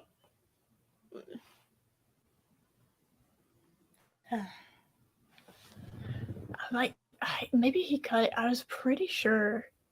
I'm waiting for the point that he says the thing. I'm really looking for your reaction. An intimidating adversary. In Rings of Power, however, they've made what is definitely a bit of a creative change, but one that I think is permissible. However, that I think a lot of Tolkien fans have decided is not permissible, though, which I think is a little bit ridiculous. Oh. You're in more on that. Power, young Galadriel is a plate armor-clad, sword-wielding fighter. Which now is a big dumb. She is the tactician that stays in the back, possibly a mage of sorts, if you didn't have a wizard on you. But definitely not she's your tactician. She's not your sword-wielding, warrior. Yeah. Like, not every strong character needs to be a badass. That you don't have to do that. Well, not every female character that is supposed to be strong needs to be a man. Yes. How about that? How about we stop trying to make female characters be strong in the definition of how men are portrayed to be strong? Can we stop doing that? I'm getting really sick and tired of that. Like, I'm not strong because I'm not acting like a man. Oh, thank you. You fucking feminist, you. I'm... Like, I hate that mentality. Yes, Rambam. Galadriel was the strategist, which means she's... Yeah, I thought she was the mage, and then I forgot about wizards. So that tells you about my Lord of the Rings knowledge. More cleric. Yeah, more cleric. She's the tactician, and once I realized that, I was like, oh, that's fucking idiot. Ignore that. Yeah. But yeah, if you have your character, if you have a character and you put all the bullshit, all your points into wisdom, you're not going to have them fighting on the front of the battlefield. Okay. Yeah. Also, by the time the Second Age starts, Galadriel is over 1,000 years old anyway. She's still holding a grudge, man. Yeah. Yes.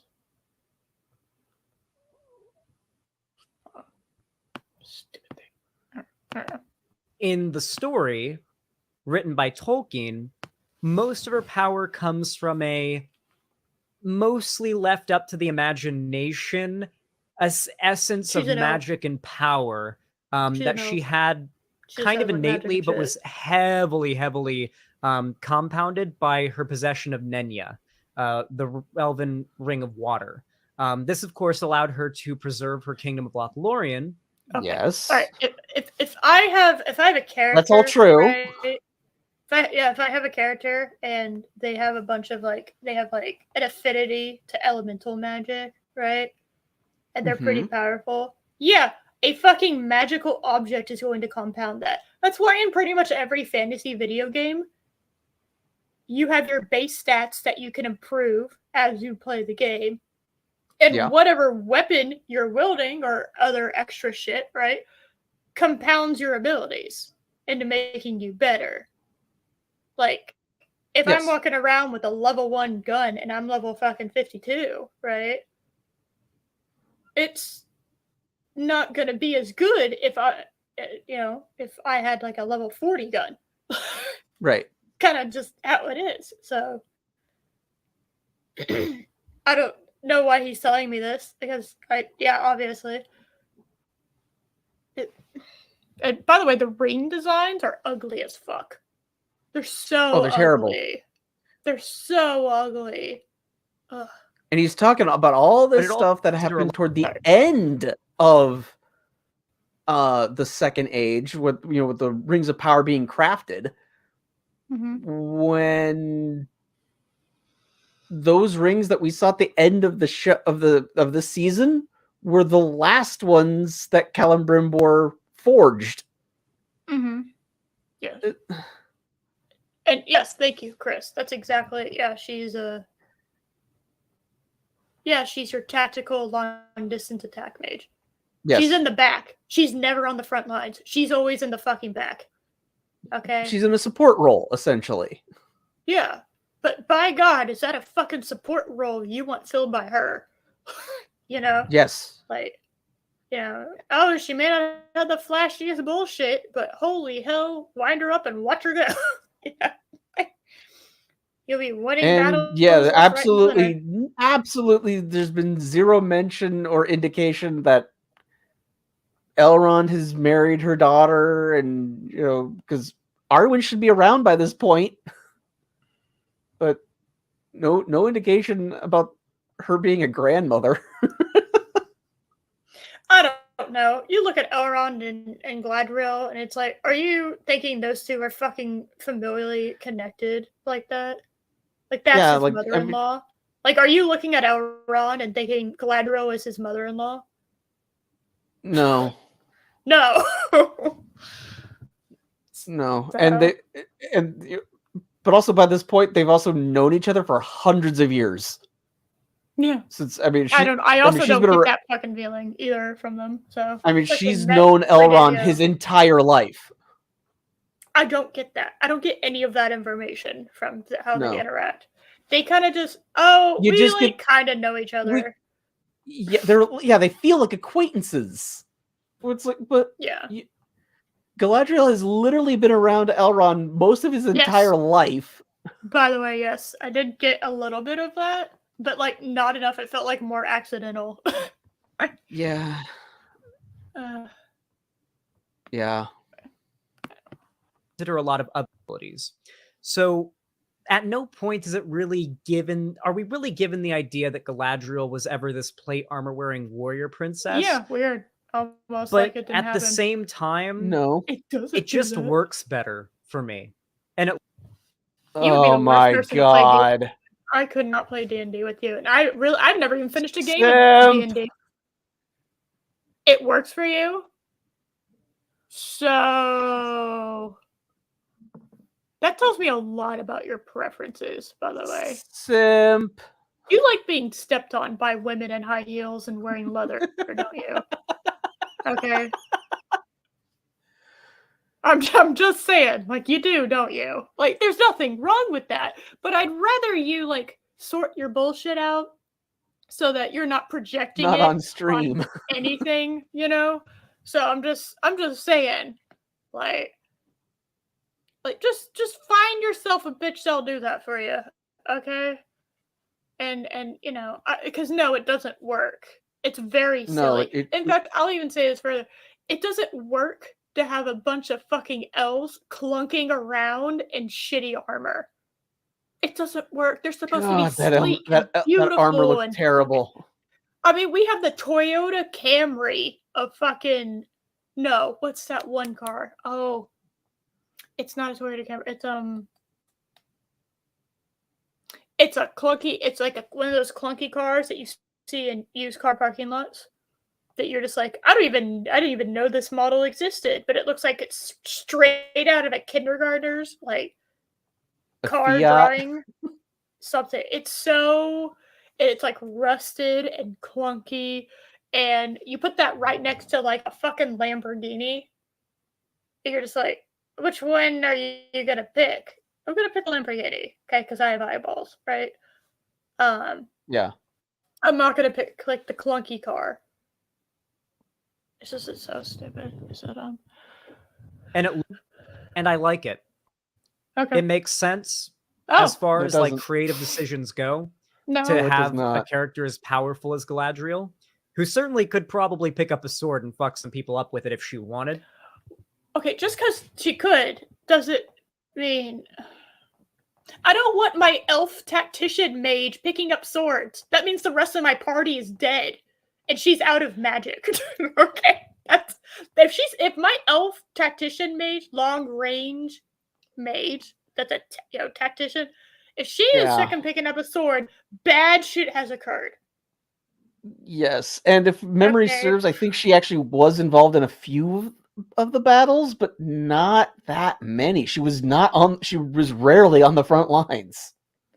You don't put her on the front lines. It's silly. It's absolutely fucking silly to put yourself on the front lines like that. Yeah. If you're that character. If memory, I could be wrong, but if memory serves, like when she did engage in battle, it was when the battle was going badly.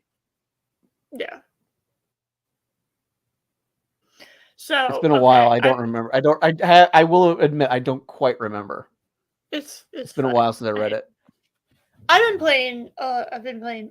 I finished Borderlands, and I'm on Borderlands: The Prequel Sequel right now, and I've kind of just gotten this feeling.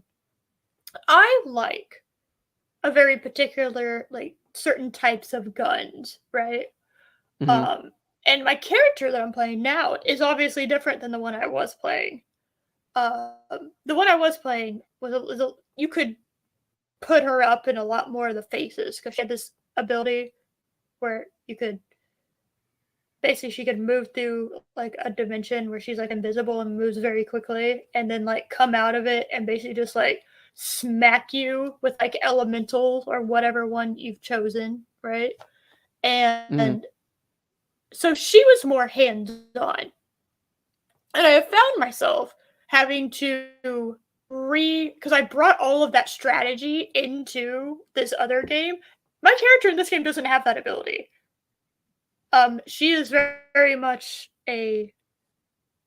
she's not really close combat as much as that other one. And that other one really wasn't as much of a close combat person as other people were, other characters, right? So you gotta the strategy you bring in changes with the character that you're playing, right? So again, why am I bringing in a fucking berserker strategy to my long-range tactician elf mage? You're not, that won't work. It doesn't work. And guess what? In the show, it doesn't work.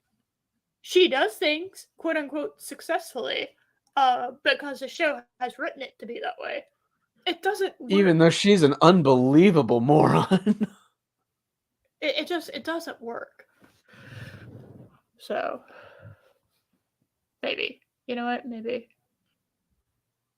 Only went in reverse. That sounds hilarious. I love the idea of a car just only being able to go in reverse. Stupid. So dumb. Everything but stupid. Though she would probably, at least by the point of the third age, see that as pointless. Yeah, because it is for her. I don't really have character. a problem with that change. I thought it was Okay. cool. Her Great. fight scenes are cool, Are and they? it's awesome. Okay. Oh my What I was worried god! about, though, was that Galadriel would be a Mary Sue.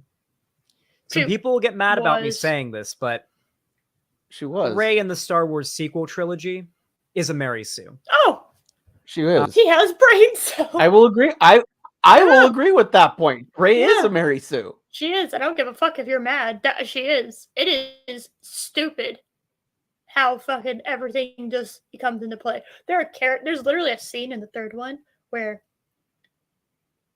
this character has every right to fucking hate her and want to kill her, and just for no fucking reason, it's just like, I like her. And it's just like, why? Why do you like her exactly? Please tell me what specific aspects of her personality that you enjoy. Because I don't even see her having a personality, really. Anyway. And that's not on Daisy Ridley. It's they did not give her a character to work with. No, she had nothing to fucking work with. I don't blame her at all. I honestly believe not because I honestly believe that the reason people were kind of drawn to Rey at the end of the first movie was because of how much charisma Daisy Ridley actually brought to the role. Because on paper, there's nothing there. No, there's nothing there at all. Like Daisy Ridley had nothing to work with. Absolutely. Well, she's also working with, having Harrison Ford there, a man which almost embodies charisma, right? Yes. That just kind of amplifies you, and everyone around him too. I've not seen the new Indiana Jones trailer. I have no idea if he still has charisma or not. He does. I liked the trailer. I don't know what people are talking about it involving it. I'm confused. I feel like I've missed out on something that people, everyone apparently knows, and I'm just like, oh, I thought it was okay. And all I have to say is, this is your last shot, guys. You'll never get another fucking shot. Not because Harrison Ford is way too fucking old, but because... I mean, he is too old to be playing this character. Yeah, but also because he's, the last one wasn't that great. It had a fascinating premise. You just put aliens in it, and then literally put aliens in it I have no idea why he did that. Because it was a recycled idea George Lucas had back for the original fourth movie. That George Lucas. He's wanted Indiana Jones against aliens since the early 90s. Then make a comic book. I don't know why he's obsessed with that idea. Make a comic book. Oh, he watched too many Ancient Aliens, probably. That's what it is. Yeah. I agree, Ram Bam. There's only 3 Indiana Jones movies. Completely agree with that. Yeah. So, anyway, I liked the trailer, so okay. I've not seen it yet. I've not seen it yet. So I can't say anything on it. I got excited by it. I don't know. I'll probably go watch it. So I'll probably see it as well. I will probably see it as well, but I just don't have any faith in Lucasfilm at all. Me neither. But in my opinion, you know what? I fucking love me some Harrison Ford. Who doesn't? Right? I'll watch one. Because I think I have heard a few of the rumors. And I didn't, from the little rumor that I kind of know that people have been talking about, which is, again, very little, I didn't see any of that in this trailer. So I have literally no idea what people are talking about when they're talking about this stuff. So I don't know. I mean, I want it to be good. I don't know why anybody wouldn't want it to be good. Who doesn't want good Indiana Jones again? Yeah, who doesn't want that? I would love this movie to be good. I just don't think it will be. I think at best it won't be as good as 1 and 3. The best case scenario I think it has going for it is becoming 2. What do you think? You mean being as good as Temple of Doom? You think that's what it can aim for? The best case scenario is that it's the one that people don't reach for initially when they want to watch an Indiana Jones movie. That's what I mean, basically. That's the best case scenario this movie has, right? Does that make sense? Am I making any sense? I don't know if it can beat Temple of Doom. Temple of Doom has a lot of great moments in it. Oh, no, I know. But I'm saying that's the best case scenario. Do we really believe it's going to hit best case scenario? Probably not. But I don't think it could be. I don't think it can be on par with 1 and 3. That's what I'm saying. Oh, absolutely not. I don't think it can beat 2. So, I think best case scenario is it's better than Crystal Skull. Better than 4. Better than 4. You know what? That's a better way. I know you do, Loki. I was just waiting to hear you say it. I know. I know you love it. I can't stand blonde bitch. I cannot fucking. She makes me want to die, and it's funny because apparently my mom feels the exact same way to the point that we have like identical reactions. Like it's Willie like Scott genetic. is. We'll say this: she's at least a distinct character, unlike so many other female characters we're getting now, where they're just bland. Yeah. Well, I don't know. I didn't see enough in this trailer. I don't know. I have no fucking idea if it's gonna be good or not. I liked the trailer. But guess what? Me liking the trailer don't mean shit. I liked the trailer for Last Jedi. I've liked the trailers for a lot of things. So that's fair. I mean, that is the point of a trailer. It is to get you excited for the product. Oh, you're right. This is Disney. I fucking forgot that this is Disney. I don't associate Indiana Jones with Disney. I don't know. I have no fucking idea. I liked it. Look, I don't remember what your opinion was on it. You didn't really say anything when we watched the trailer. So, I guess. And I thought it looked really cool. I think the name is kind of odd. Dial of Destiny. Loki said that it reminded him of soap, and I can't I can't undo that in my brain now. Like it's just like I now want Dial to partner with Indiana Jones and to come out with a soap called Dial of Destiny. And I need that to happen now. I think it's required. But yeah, I forget that Disney owns Indiana Jones. Yep. Well, everyone knows it's not going to be as good as 1 and 3, and probably, most likely, not going to be as okay as 2 is. And 4 has, it has my girl Marion Ravenwood in it. It has some good scenes. I like the chase scenes in the jungle. Shia LaBeouf was an awful casting choice. I have no idea who came up with that idea. This Indy bent down to pick up the soap. Don't drop the soap, Indy. The new girl is extra quick. God damn it, Loki. I don't know. I like the trailer, but me liking the trailer don't mean shit. You know? And Lady Mist is asking, what is a Mary Sue? Oh, someone who doesn't know what a Mary Sue is. Interesting. Basically, it is a character where they always make the right decision no matter what, and everybody likes that character. Yeah. That's essentially a Mary Sue. Doesn't fucking matter. She's best at everything.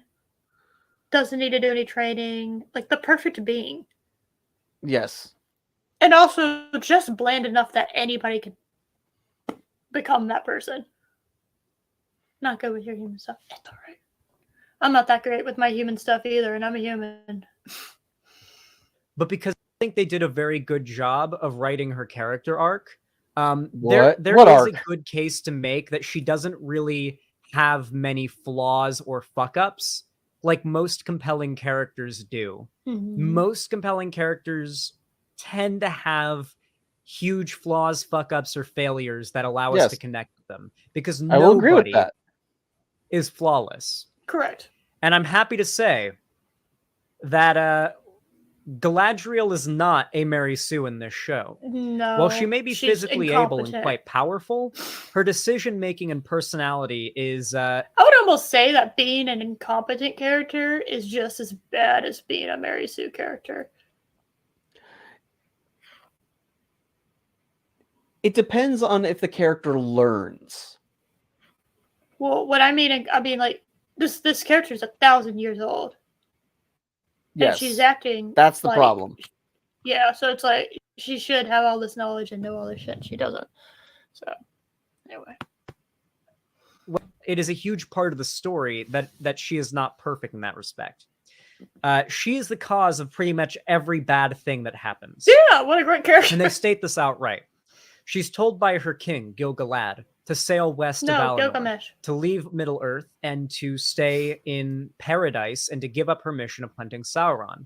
Because if she continues on her path, she might enable the evil that she is trying to fight. The fuck? What are you doing in my chat? It's a failed rag of a website that tries to tell you when power is linked to the lunar time of the month to gain. I didn't know it was linked to the lunar time of the month. Oh my goodness. Oh my goodness! Wow. The captain is human.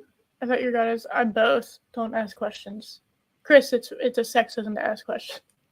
Trying to fight. It's fine. Don't she worry doesn't about it. listen to him and jumps into the sea and ends up running into Sauron in disguise, bringing him the power and giving him all the means he needs to do what he ends up doing. His Sauron shit. So she fucks up in that respect. She's just. I'm not going to touch it. I can't touch everything that's wrong with that whole sequence of events that you just laid out because I would go on for an hour. And you're saying this is good writing? Yes, this is good. This is good writing, Josh. Just accept it. Don't worry about it. She's deceived him the entire time. Even after the deception is lifted, she's tempted momentarily by him with the promise of power and ruling over Middle-earth. Which is stupid. She still Tolkien also wrote that she was never fooled by Sauron. Because he's still like, no, don't worry about it. It's fine. He's still now going to become the Lord of Mordor. She failed in preventing Mount Doom from erupting and the Southlanders from getting wiped out and the land of the Southlands from becoming Mordor. Literally, she failed in her task to hunt down Sauron. Yes. Literally every task. That scene was one of the funniest things that ever happened. You know what? My favorite character is Mount Doom. My favorite character is Mount Doom. We found it. Task that she's had from the start of the season to the end has been a failure.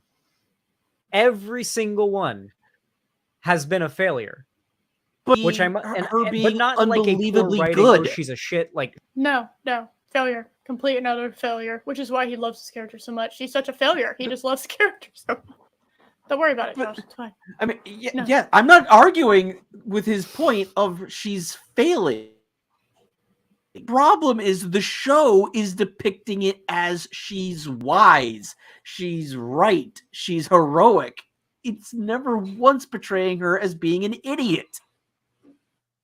Yes. Which she is. Incredibly. She's unbelievably stupid and selfish throughout the entire first season. Yeah, exactly. Like shitty kind of way. But her decisions and her mindset is not perfect, and it's causing conflict that she has to deal with, and that's good writing. And in fact, something I noticed on, I believe it was... What? Shall I continue? Are you broken yet? This is kind of a game to see how long we can What? Without Josh breaking. So... That's good writing that she's a moron and thing... What? It's fine. Don't worry about it. Again, the show is constantly depicting her as being correct. She is right. Even though she's constantly dealing with her failures. And she never learns from that. Mm-hmm. That's not good writing. That's terrible writing. It's perfect writing. Good writing would be having a character... Good writing would be having a character be impulsive, have things, bless you, have terrible things happen to them. I sneezed my headphones off. Sorry, continue. Yeah. So, terrible things happen as a result of them making an impulsive, selfish, or stupid decision, and then having that character learn from it. Become a better person, become wiser. However, that does not apply to Galadriel, who at this point is 2,000 years old. She should already know better. She shouldn't be impulsive at this point. She already has the wisdom of millennia. That's why you can't do this kind of story with Galadriel of all people.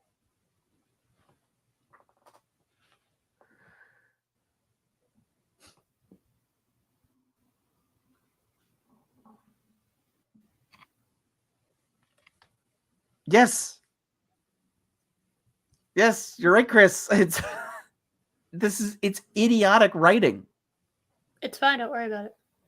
Oh, okay. I believe it was episode 7. After Galadriel wakes up in the ashes of Mount Orodruin, blowing up and erupting, Which was funny. That was so she great. finds Theo, and they're walking through the forest together. And just the entire sequence of Galadriel finding Theo in the burning village and ignoring all the other bringing him to people crying safety for help felt very classic Galadriel. It felt as though when Mount Doom erupted and she saw her failure and saw what her headstrong desire to fight the enemy and just fight, no talking, all that shit, right? All of these poor aspects to her personality have caused this. And when she wakes up, she realizes, at least in part, she's not there quite yet, but she's definitely taken a step in that direction, that her current strategy is not working. And that whole sequence where she's walking with Theo really reminded me of classic Galadriel from the Third Age. Just in demeanor, how she's just constantly giving wise, uplifting advice, Scenes where like characters see her and they're like blown away by her beauty, which is literally every time she appears in the books. It's a very, very important aspect of her character is that when she walks into the room, everyone's like, have you seen her? I would be too. I'd just be like, holy fuck. Well, I mean, all elves are supposed to be beautiful. Yeah, it's apparently a part of their race. They're all supposed to be unbelievably pretty. None of them have gone through puberty yet, Josh. Okay, they haven't glammed up yet. It's fine. They carried that through and everything. They do really like Galadriel. Excited to see her character arc as she becomes the Galadriel that we know in the Third Age. Next, we have Arondir and Elrond. Elrond, I don't really have much to say. Fucking amazing. I think everybody, even people that don't like the show, agree. His acting, along with the actor who plays Elrond, along with the actor who plays Durin, the fourth, I believe, amazing. Their relationship, their dynamic, their friendship, Elrond and Durin. Give me the meat and give it to Everybody me raw. Liked it. Everybody loved it. There's really not much I can say besides that. I feel it was just great. They did a really good job of embodying like this concept that I feel like is really realistic in this world. You see, elves, barring outstanding bad circumstances, are pretty much ageless and immortal. Yeah, they can die, their race. but they don't grow sick and they don't grow old. Yeah. And so this means that time, they perceive it different. Yeah, right? no, Like I saw a couple decades. Is it that? No. Ageless, you're going to perceive time differently. Yeah. I mean, humans on average outlive their pets several times over, right? Mm-hmm. So, of course, we perceive time differently than we do our dogs, because dogs don't live as long as humans. Right? That's just how it is because of what we are. Yes.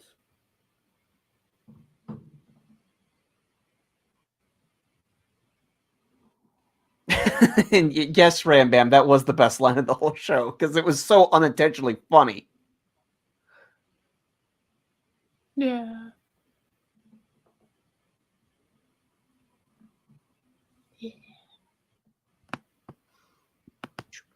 Next, we have Arondir and Elrond. Elrond, I don't really have much to say. Fucking amazing. I think everybody, even people that don't like the show, agree. his acting, along with the actor who plays Elrond, along with the actor who plays Durin, the fourth, I believe, amazing. Their relationship, their dynamic, their friendship, Elrond and Durin, amazing. Everybody liked it. Everybody actors loved are it. trying, There's really but not they don't have I much can to say work besides with. That I Agreed. feel it was just great. They did a really good job of embodying like this concept that I feel like is really realistic in this world. You see, elves, barring outstanding bad circumstances, are pretty much ageless and immortal. I know. They can die, but they don't grow sick and they don't grow old. And so this means that time, they perceive it differently, right? Yes. Like a couple being decades explained isn't to really a by, like, big deal to 5-year-old. them. Not seeing their friend for a couple decades is like, oh yeah, what do you expect me to do? What do you expect me to constantly be People up in in? this It's chat been are quoting 10 that line. years Give since me we the spoke. memes. You can't just always be up in my face. You know, give us some time since last time we hung out. It's like yesterday to them, right? So Elrond and Durin hadn't spoken for like 25 years, and obviously Durin was quite Get upset to about the this because the point! dwarves live quite a while. I know. Elves, it's just live a lot longer, and dwarves are comparatively still quite short-lived. So, Durin's had kids, he's gotten married, he's built by up elves, a kingdom, yes, but they and still become like a pretty, whatever. well-known and well-respected prince in that time. So it's definitely an interesting dynamic to see them mend their friendship and get to work with Celebrimbor, who is another character we'll get into in a minute. I forgot we have Who's another a third moron Elven in this character. show. Celebrimbor is. We'll get to him in a minute. Next, we have Rondir. Rondir is a Sylvan elf, I believe, who lives in the Southlands, soon to be Mordor, and his job is basically to watch over the men of the Southlands who once sided with Morgoth. Okay, I didn't know who that was. It's been thousands of years, and for the humans living there, they're like, my great great great great great great great great great grandfather served Morgoth. Okay, I don't even know his name. All right, I don't even know what his name was. All right, why are you elves that were around for it judging me for my great great great great great? Like, yeah, so the elves were alive when these humans and like ancestors served it's really Morgoth, stupid for them and to they're watch getting over them.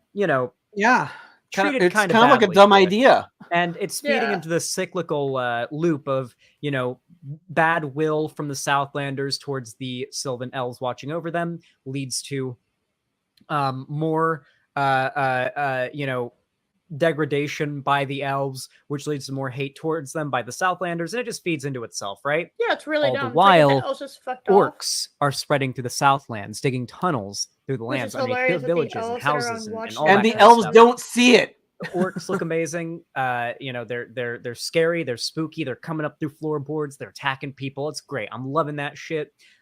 We get a fight scene where one orc is an actual threat to a couple of villagers, Theo and Bronwyn.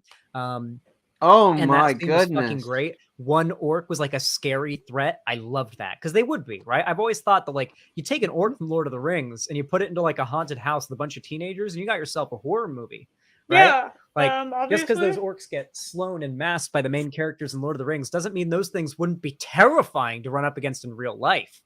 Aragorn and Gimli and Legolas are literal like super soldiers of Middle Earth, okay? Like, the average guy going up against an orc is scared. Wow, the 3,000-year-old really warrior like how the show is able to the orcs really did feel like a genuine threat. What the fuck is he holding? Is that a vape? Is he vaping? It's a dumb looking vape. It's a dumb looking vape. It is. It's a pickle. Threat to the average, even trained fighter among men, which didn't really feel like something that was made as clear, I guess, in the original Peter Jackson movies. It really felt like most of the human characters, at least that we follow, were so badass that they were invincible. Yeah, whoa! Is actually something. Well, first of all, did Sean Bean is died, he forgetting that Boromir dies? One of our main characters in the first movie dies at the end. It's just Sean Bean. It's Sean Bean. Sean Bean dies. Okay, harder it. And there's also that whole sequence in Two Towers when the orcs are attacking where it's down to every last man, and you have Aragon walking the ramparts because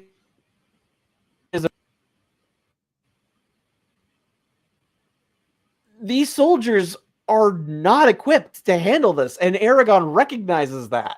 And so he takes a moment to try to encourage the kid. Remember that happened? So no, all these men are not trained soldiers because they're grabbing children. What's he talking about?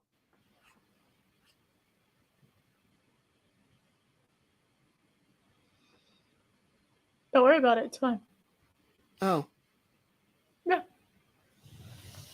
I feel like that's just our that's our motto now. Show.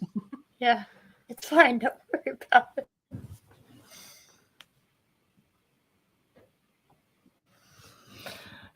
Something I wanted to get before I get into Celebrimbor. It didn't really feel like, besides the characters that I know live, it didn't really feel like characters have plot armor.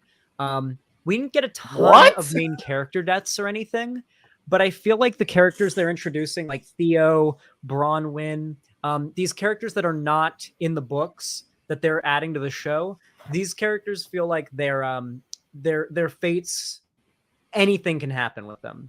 Yeah, they could die because they know are going to die brutally, very brutally. I'm gonna. All right, close your ears for 10 seconds or so if you don't want future spoilers. Oh my goodness! 3 seconds.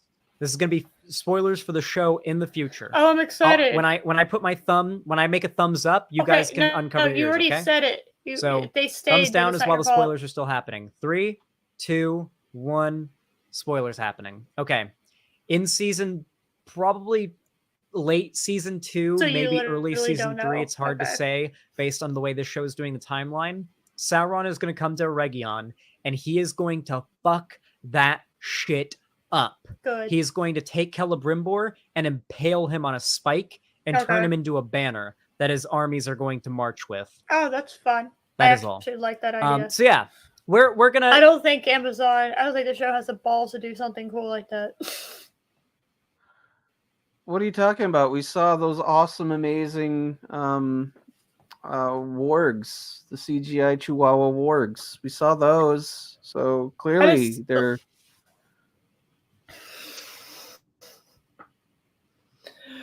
Yes, by the way, Josh, what you said in the private chat. Yes. Oh, was I cutting out? No, I'm saying what you said in the private chat. Yes. No, Rambam said it in the chat. Oh, you were cutting out? I thought you were doing fine. Was I roboting? No. Maybe it's StreamYard just being dumb. There is that option. Yeah.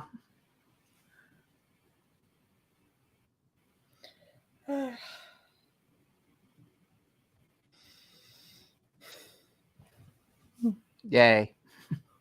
Yay. But it's like the idea of the impale Celebrimbor, whatever his name is, and then they use his wardrobe as curtains. So I don't know. I don't think they have the balls to do that. You're good now. No spoilers. We're good. So how basically, does he know this, by the way? that is the kind of shit that we have to look forward to in the future. It's going to be pretty damn awesome. Spoilers, I literally warned you. You have no one to blame but yourself. I think it's time to get to the final part. The final part of my review. Oh, okay? We're halfway there. I know this wasn't very structured. Josh. Wait. There's 46 minutes of this video. We're almost at the halfway point. This is their final part? How much rambling is going to be in this? I don't know. Do you want to stop it now? That might be a good place to leave off. We'll pick up next week. Ah. I'm hungry too. Yeah. Eris Yeah, is a me big too. hungry. But don't we have a reading to do or something?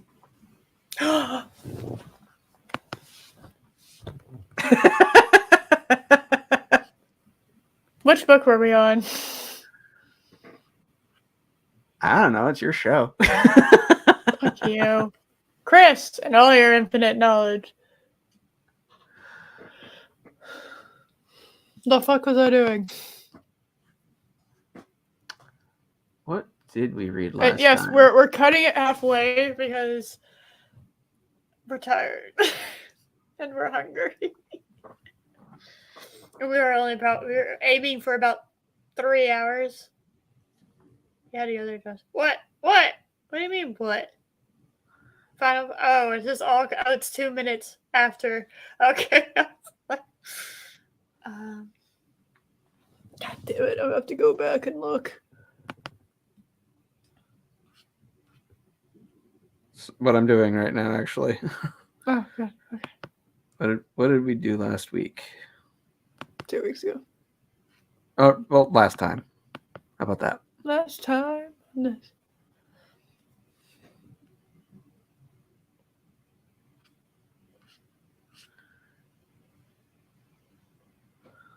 Looks like we did a book called Bite Me, a Curvy Girl, and Dragon Shifter Romance. Okay, so we've definitely... What's the last one that we did? Because we definitely did the one with the two babies in the arms that are just edited in there. And that comes after, so... Is Bite Me the short one? Bite Me's the short... no. Baby Me's the that's short Baby one. Me. Baby Me's the short one. That's the last we're one gonna we do did. 2 more. We're gonna do 2 more. They're both... The second one is shorter. It doesn't have any plot. It just has a fucking excerpt. Okay. Oh, no. It does... Oh, no. Oh, they tried to go self-aware with the second one. It didn't work, by the way. And then so we're gonna do 6, 7, and 8. 7 and 8 are both shorter. And then after that, it gets a little bit longer. So. And then 10 is very short. And so is 11. Aw, they didn't give me as much. Sad. That's just sad, Josh. Yep. All right. So do you want to take 6 or 7 and 8? I believe I read I believe I was reading the odds. Okay. Well, I'm just saying 7 and 8 are 2 shorter ones, and 6 is a longer one. So I was going to put 7 and 8 together because 6 is about the length of 7 and 8 together. Okay, I'll do that. Okay. I'll do 7 and 8 then. All right.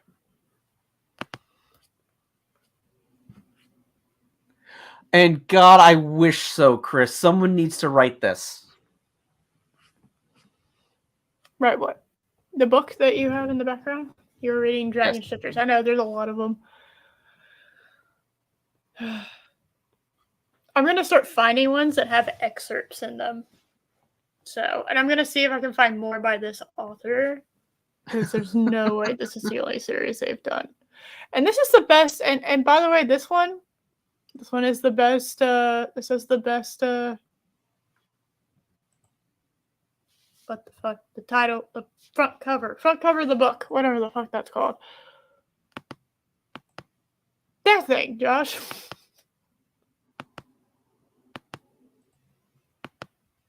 I'm big brain. Guys, I'm very smart.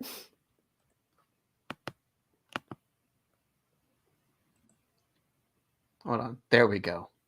And oh, wait, that clashes with the actual background. I can't do this one. Do the other one. I guess I'll have to. Okay.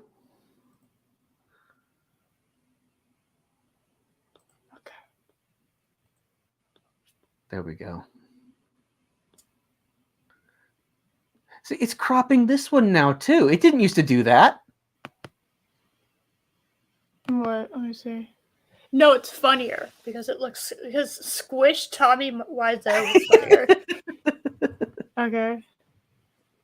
Just do it. Yeah, it's funnier. Eris is a very smart. I am a very smart. God damn it. Yes. Cover art. Thank you, Chris. I am big brain. I burn off so much energy when I do these streams, particularly on camera. And I need like sustenance during them, even though they're pretty short. Like, so Just. All right. Here we go. Are you ready? You ready, Josh? Well, you're starting, right? No, I know. I'm just saying, are you ready for the cover? Okay.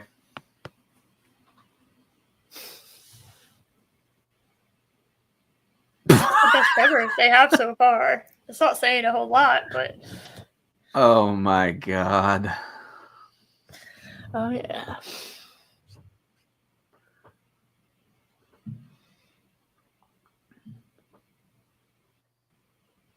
There we go. Defy me, a curvy girl and dragon shifter romance. no soul, no soulmate until she shows up. Okay. What? Seems pretty self-explanatory. So what's really funny about this is until you read what's in this, you can't tell what name belongs to what gender. Jet and Yvain. I guess that's the guy? Yes, Jet's the guy, Yvain is the chick. Yvain. Who comes up with these stupid names? They fucking, yeah, it's... Jet. I know full well I don't get to even feel love, much less fall in it. Fall into whatever. No soul, no soulmate ever. I can just hear the fucking emo rock music in the background as he's painting his nails black. Okay, I can just fucking hear and see the scene. I don't have room for stolen kisses. Teenager. I don't have room for stolen kisses and fantasies of making her mine. I've got to break the curse of my brethren and take down the Cain of hell. Satan makes an appearance. So why is the dragon part of me insisting on marking and claiming this strange and beautiful woman that just walked into my life and drank my beer? Oh, I don't fucking know you, and you're over here drinking my fucking drinks? That's super unhygienic. I don't know what you have. Yeah. Drink my beer. This fucking edgelord over here. Really weird stuff is happening. Like how I accidentally keep turning this hot guy into a dragon, and how I really, really want to kiss him again. Okay, you know what? This really concerns me. Is this is kind of sort of confirming that they're in animal form when they fuck.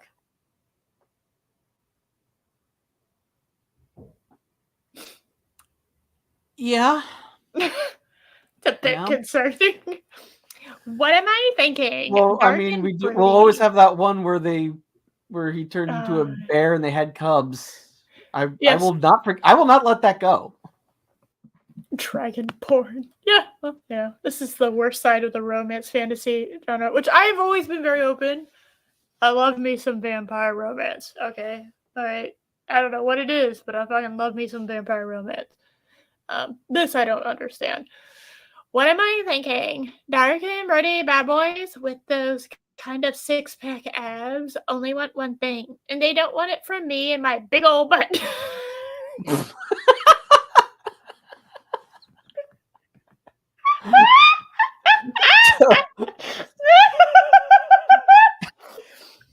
no drama. End of story. Move on. I didn't read that before I said it. We're stuck together until we can figure out how to break some crazy supernatural curse on me. But what if I don't want the curse to be broken? Hold on. If you love your shifters broody and hot, I don't fucking know. Usually curses are bad for the person that's been cursed, just generally.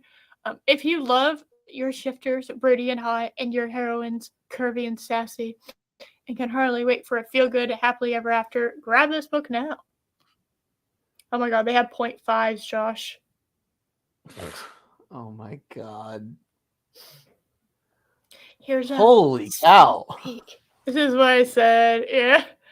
It's a bit. I would have had more. Indent your paragraphs, people. Jesus Christ. Oh, dear fuck. This is awful. This should be interesting. Jet picked up his Stein. I don't drink beer. I don't know how this works. Is it Stein? It's Stein. All right. Yeah, Josh, you're a man. Okay, thank you for telling me. Stein picked up his Frankenstein and took a long swig, waiting for the scene to play out. If he was lucky, maybe it's a Jewish person. I don't fucking Maybe know. he picked up his Waiting Jewish for. Do you really think from reading that was a Jewish person? Maybe he's an emo Jewish person. Oh. How many emo Jewish bad boys are there?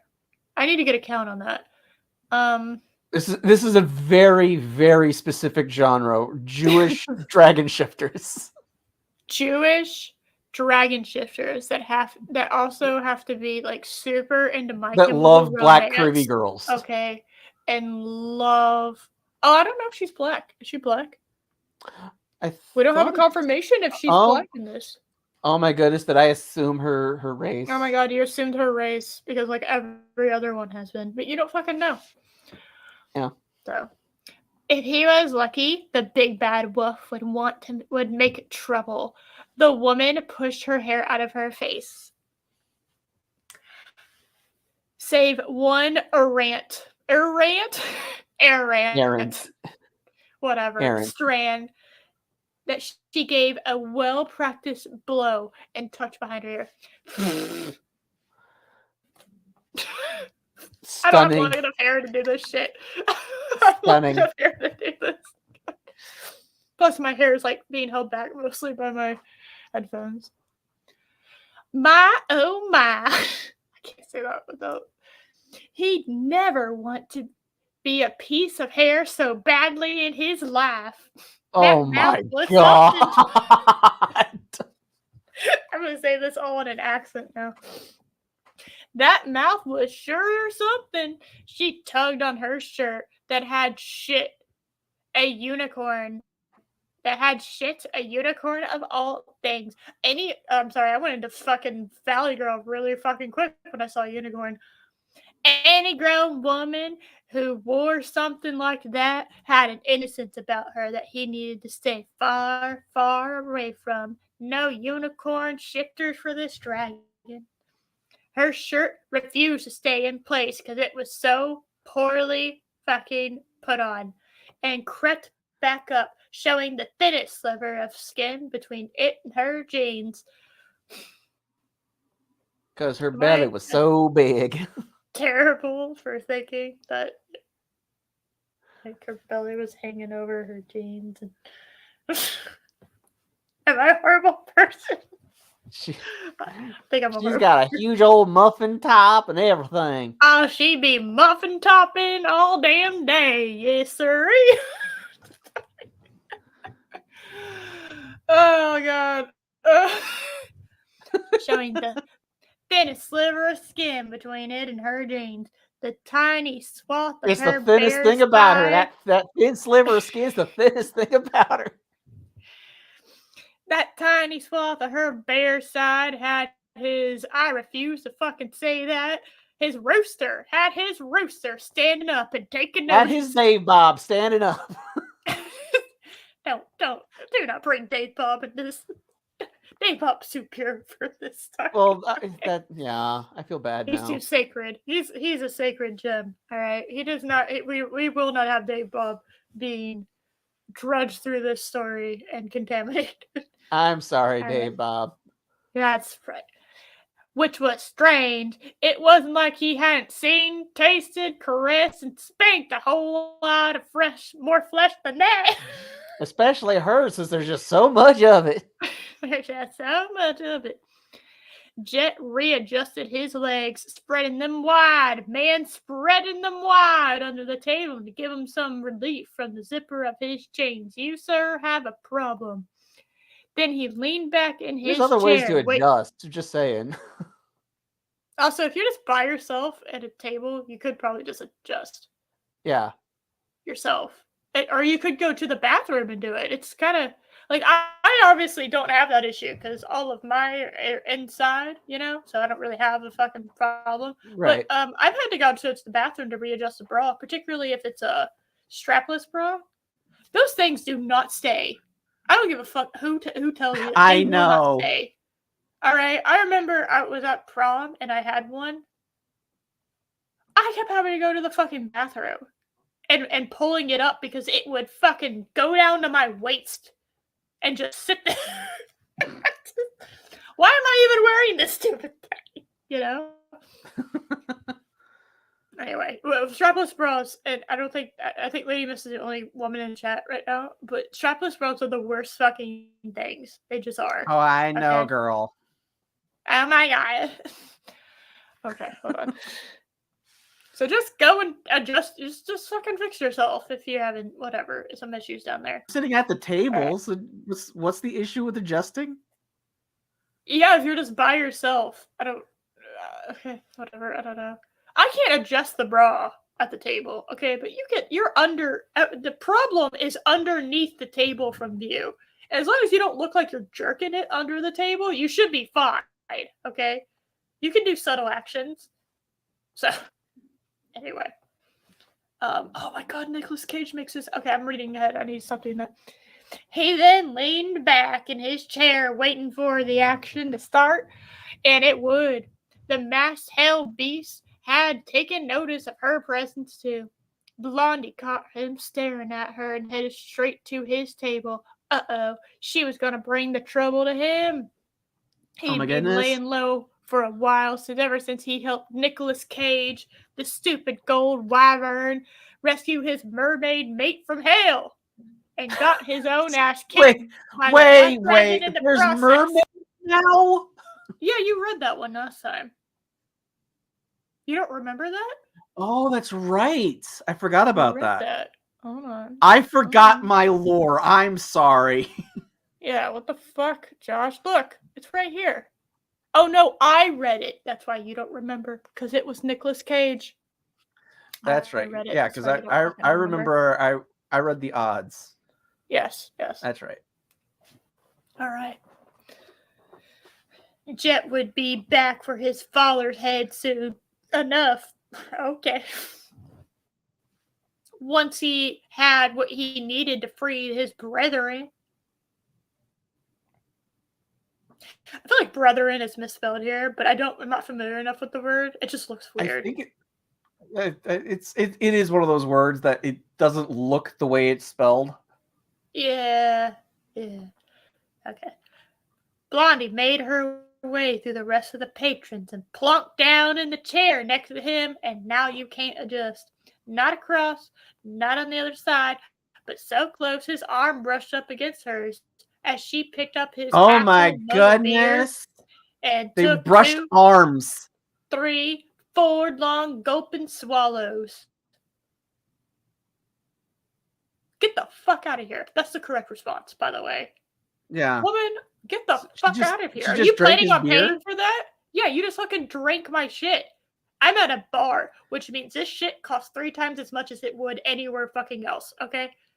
Literally, I could go to the restaurant down the road and it would cost less.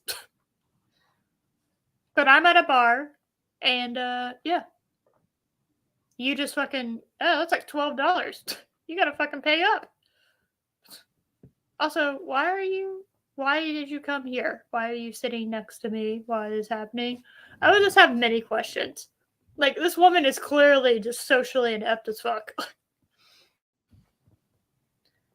Oh, his rooster once again was jealous of an inanimate object. Sir, you have some issues. It was jealous of a beer stein. Yeah, because it had Okay. her mouth on it. Jet watched her, Oh, fascinated. you're right. He didn't exactly radiate friendly, come sit with me vibe, so she also has issues. The opposite. If his entire life up until now was any proof, she plunked. Oh, that's another word that we just decided, an odd word that we've decided to use in two right back to back. She plunked the now empty empty Frankenstein down and burped. Pretend to be my boyfriend. Wow. So fucking what offended. a lovely image. Josh, imagine this happening to you. What the fuck do you do? You gonna pay for Like, that? what the fuck? Yeah, like, what do you get? Okay, first of all, gross. You just belched in my face because you're right next to me. Okay. What the hell are you doing? She looked at the back door, then at him. Her lavender eyes are sparkling. You know, my big, bad, very possessive boyfriend. Okay. When I was younger, I wanted purple eyes. Okay. Because I thought, you know that shade of purple that I'm talking about? It's like the bluish purple. It's not indigo. All right. But like, if I could, it was a color in a box of crayons, literally called blue violet, and I was like obsessed with this color. It's like this vibrant, rich purple, and I love that color. Kind of like the purple in the sky and the image in the background. More blue. More blue. Okay. Yeah. So, and I love that shade. Growing up, absolutely. Closer to the color by Mark's hand. Yes. Okay. Exactly that. So I love that color, and I wanted eyes that color because I thought that would be cool. I wanted black hair and I wanted purple eyes. Well, I could get the black hair, but I just kind of settled with my blue ones because every time that I would mention I wanted purple eyes, people would look at me like I was a moron. They're like, "You already have pretty eyes. What are you doing?" And I was like, "Yeah, but I want purple ones." What? I can't have something better, right? So I just and I've kind of gotten to the point where I've noticed a lot of other people liked it, so they make their characters have purple eyes, and I just now it kind of makes me want to cringe, and it makes me sad that something I really liked is now cringe. So, yeah. Yeah. But yeah, so this guy. Oh, yeah. Chris is. Oh my God, Chris, are you Jet? Are you secretly a dragon?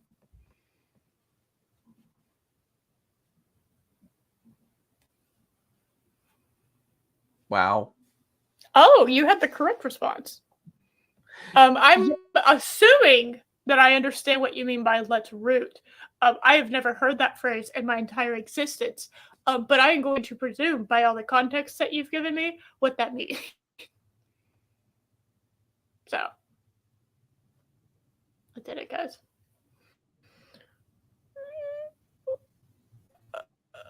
Wow. How man keeps them down.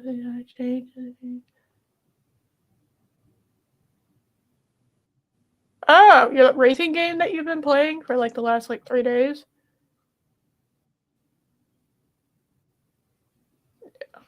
Wow. Get context. I know I could, but God, Need for Speed Unbound. Oh yeah, we were looking at, what is it? It's the latest Borderlands game, Tiny Tina's Wonderland, and when you go to design your character, you can choose what pronouns they have. I was just very disappointed there were only 3 options, okay? Your such would be correct. That's Australian slang. Okay, all right. I'm a little bit more familiar with British slang than I am Australian slang, but I feel like I could, like, Australians and me would get along a lot better, you know, than I think just the normal everyday British person would, right? Because, like, Australians are they're like America without the filter. It's kind of how I feel like, because America still has a filter, so I kind of feel like Australia is America without the filter. So I don't know. I feel like I'd get along with Australians a lot more than I would. Like, if I just walked up to an Australian versus a normal, like a British person, I feel like the Australian and I would get along a lot more than the British person I would. I do know that, like, half the fuckers that are in chat are British too, so. Tell her that already happened to you. Oh, okay, you're talking about the game now. Okay. Okay, coming in and disrupting my entire chat. We're talking about dragon fucking romances, okay? How dare you give my chat something better to fucking talk about? Americans have a filter? Yes, actually. Josh, would you say that Americans have a filter? Yes. Yeah. You might not think that we do. We do. That's why I say Australians are Americans without the filter. So, I don't know what to tell you. Maybe from Rainbow, I'm 98% sure you're British. So to Brits, we don't look like we have a filter. But honest to God, the Australians are the ones without the filter. I kind of love them for it. They just, everyone just needs to get their shit together. Maybe we can all just go back to, getting along, colonizing space before we inevitably use up all of our planet's resources and have like a dystopian cyberpunk apocalypse, which I know sounds cool when you're playing the game in theory, but I don't think I'd actually want to be in a cyberpunk apocalypse because it kind of looks like everything is shit. There's gang violence everywhere, like crime is just rampant, and everything's dirty. But there's neon and cool, like, tattoos and shit. But I'm just looking forward to the day. No.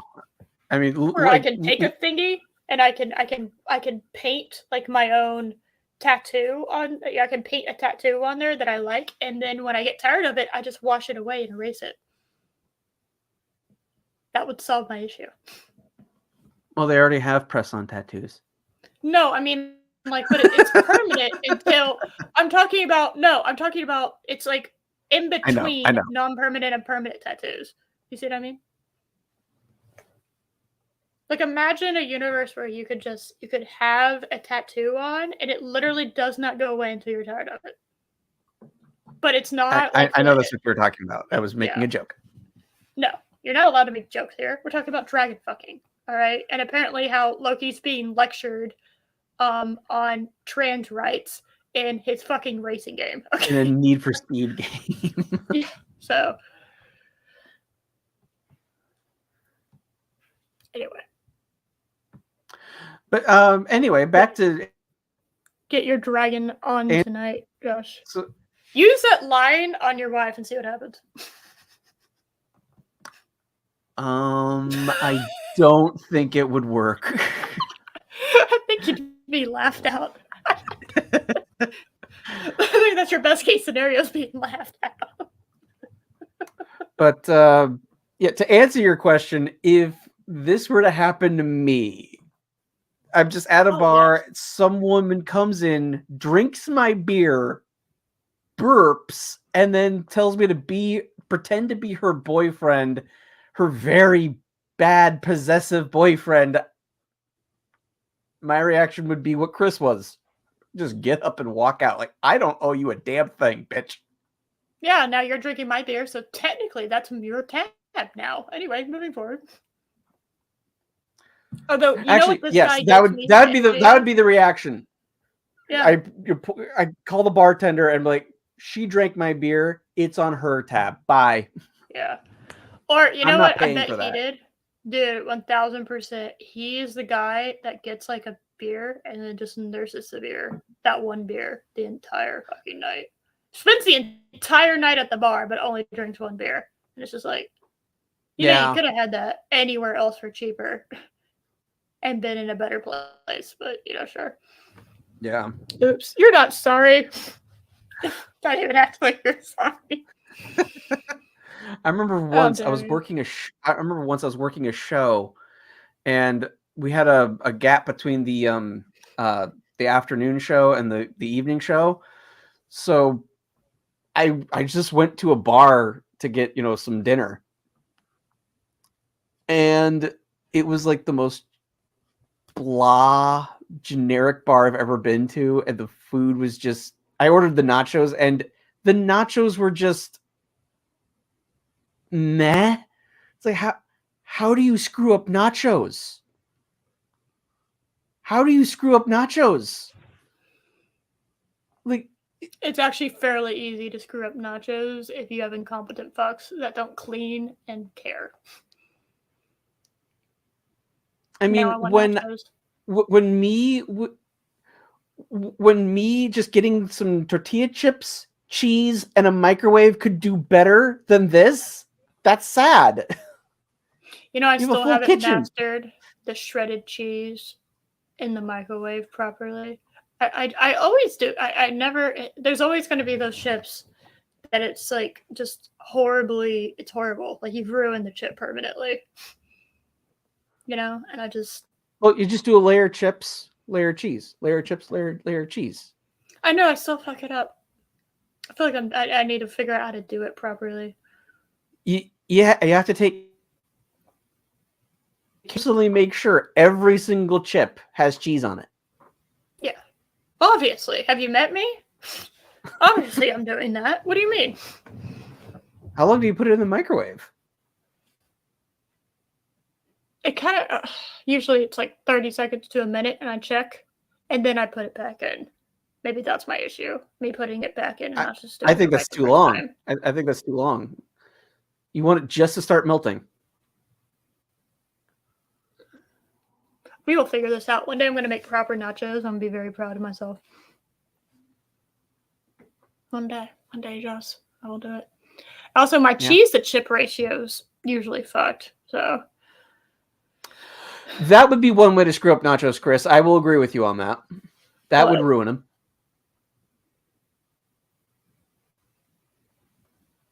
Oh my goodness.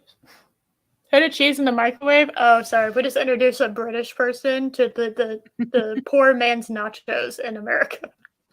Well, do you use pre-shredded cheese, or do you use cheese that you grated yourself? Last time I made nachos, I was in college. What do you think I did? Okay. Get yourself an actual cheese grater. I do. Well, now I do. And there's a certain person I have to thank for that. Okay. All right.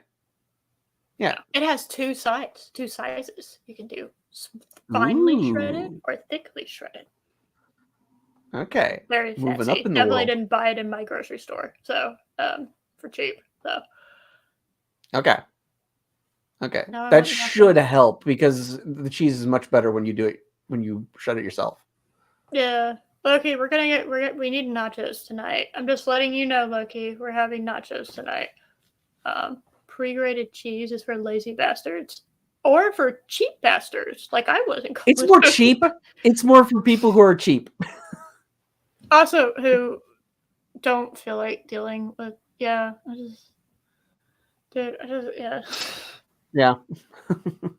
I wouldn't call it lazy. I would call it's first of all cheaper, and secondly, I don't really need to, do I really need to go into my college experience? I was taking 9 hours of classes like every day. So, because each of my classes was 3 hours long. So. Oh my God. Like every class I took was 3 hours long. So. Oh. That's a workload. Yeah. There was a reason I got really good at making certain things. So. I came up with a ham and mushroom rice bowl that was delicious. So I'd saute the mushrooms, and Then I would make just steamed white rice, chop up ham, mix it in, and season the rice and the ham and whatever.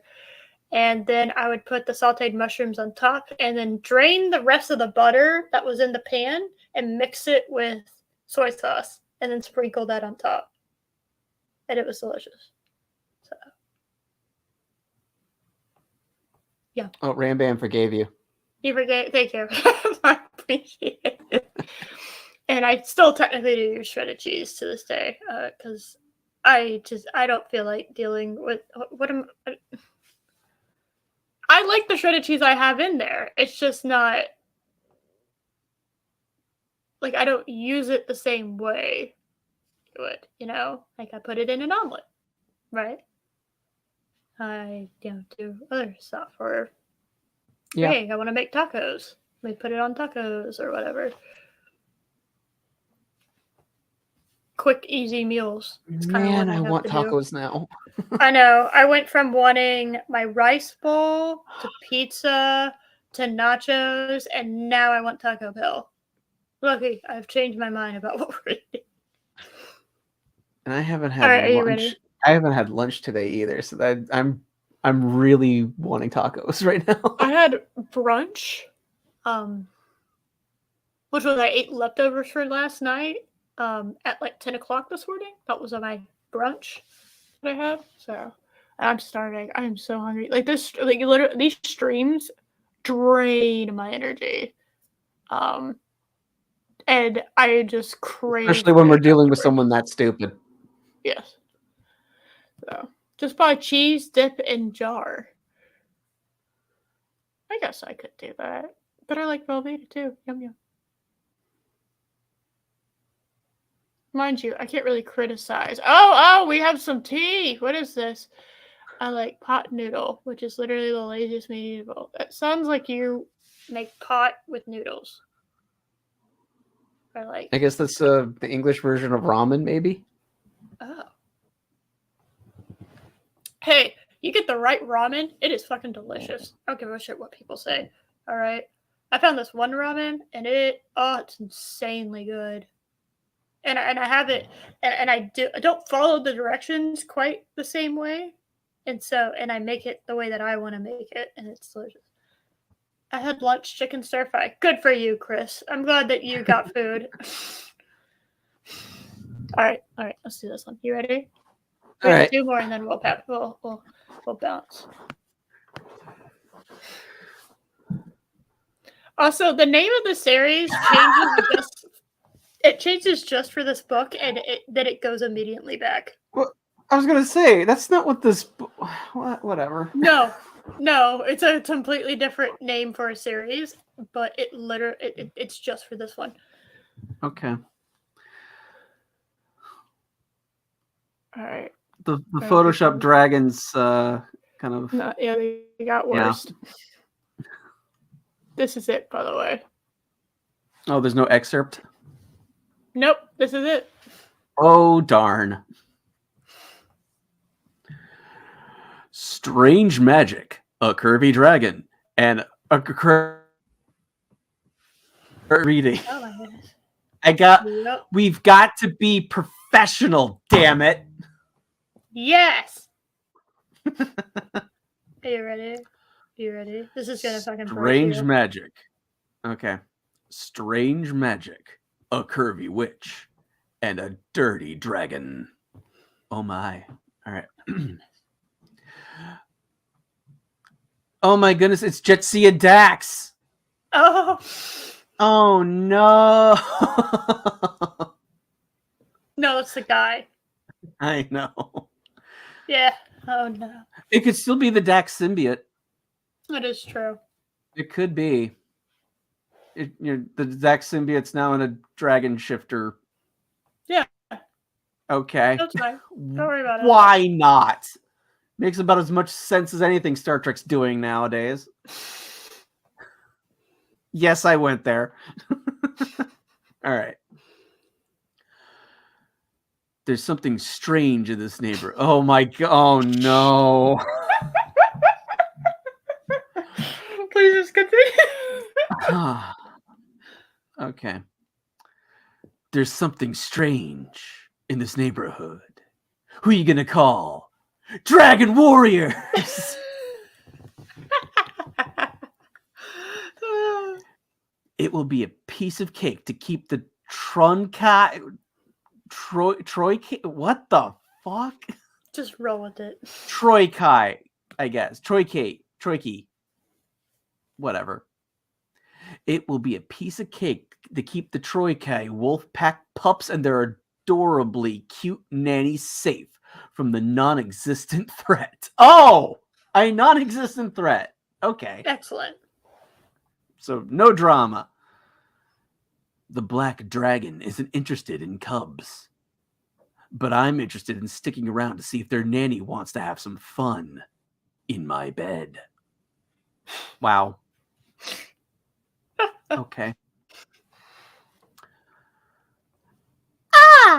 The dragon warrior sent here to help me protect the pups is completely infuriating. He's great with the kids, which I wouldn't have expected, but I want to kiss him until I can't see straight, which is completely distracting. Oh, wow. Okay. Yeah. But I keep having visions of a mysterious figure who is trying to change everyone's fate. She's very powerful and is blocking my second sight. So okay. No, keep going. It's fine. Right. She has a second sight, apparently. Yeah, sure. She's very powerful and is blocking my second sight, so I can't see enough to protect. I'm with the dragon, then I can see a future I'm even more scared of.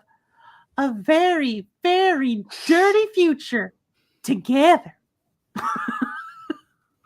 Oh my God. Keep going. Oh.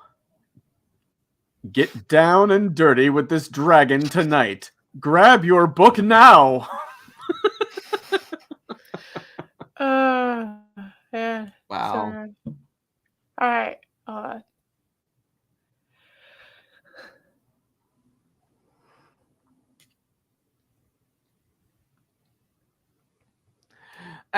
I know, Rambam. Like the nanny, how much more cliche could you possibly get? Yep. Here we go. They have varying tattoos. Wow. Wow. This might be the gayest cover we have seen yet. Yep.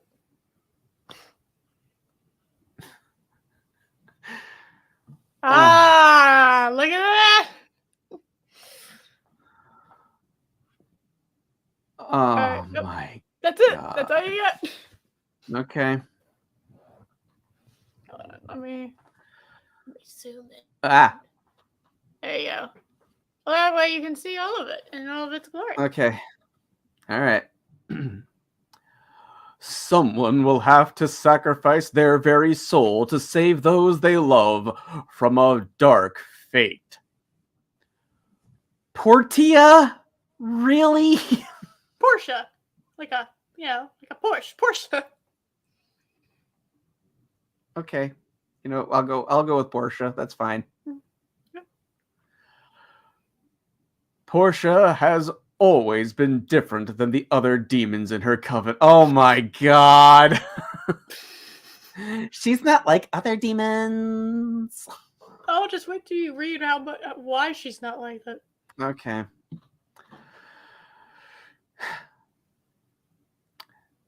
Portia has always been different than the other demons in her coven. She's extra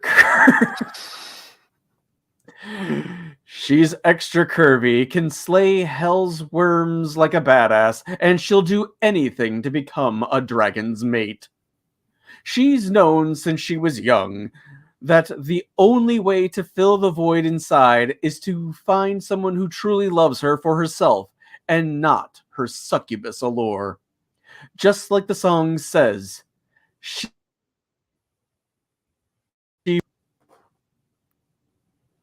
wow. She will do anything for love, but she won't do. Nope. She even do that.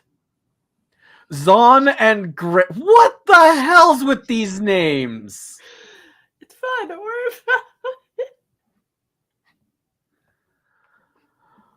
Zon and Gris never thought they'd be able to find a mate that they could put put the severed pieces of their shared soul back together and make them whole. Oh my god. Oh, did I cut out? A little bit, but it's fine. It literally, like, it cut out like 3 words, and you're fine. I didn't want to interrupt you in your glorious reading. Okay. It was just the song says portion in the previous paragraph, and it was fine. Okay. You're fine. It's all good.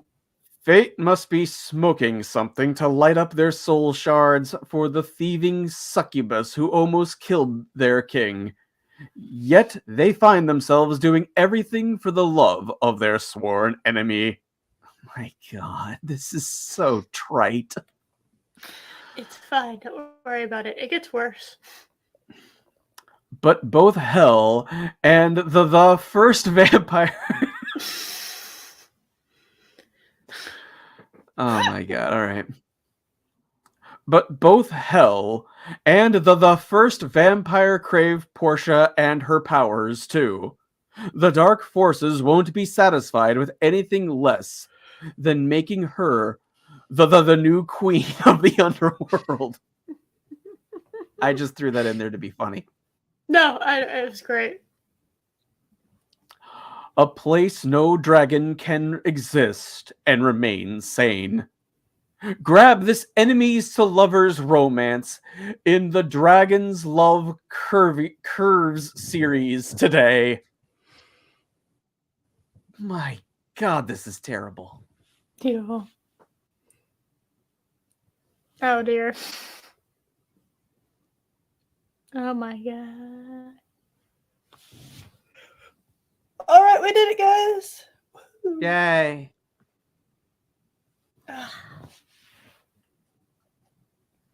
No, Timothy Zahn does not belong in this.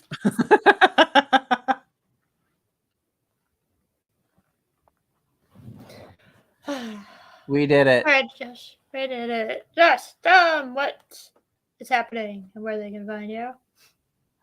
You can check me out at Project Storytime. Hopefully we'll have a Christmas video soonish. Not sure when. Yay. And I'm still kind of tinkering with my new editing software, so I'm not sure when my Rings of Power review will be out, but it will be out. Probably next year, though. Don't worry about it. It's fine. You've earned your nachos? No, we're now thinking of tacos. So, yeah, I gotta get some Taco Bell tacos now. I'm so hungry. My previous apartment used to have a Moe's only about 10 minutes away, and I really wish I could get some right now. One day you gotta come down and we'll take you, we'll treat you to some Tex-Mex. Some real Tex-Mex. I have not had true Texas Mexican food, so I would very much appreciate that, yeah. Obviously, because you described it as Texan Mexican food. I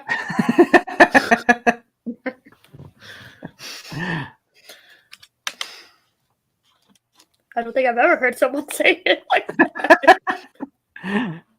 No, I've not had true Tex-Mex, no. We'll have to get you a place. Texican? No, it's Tex-Mex. It's delicious.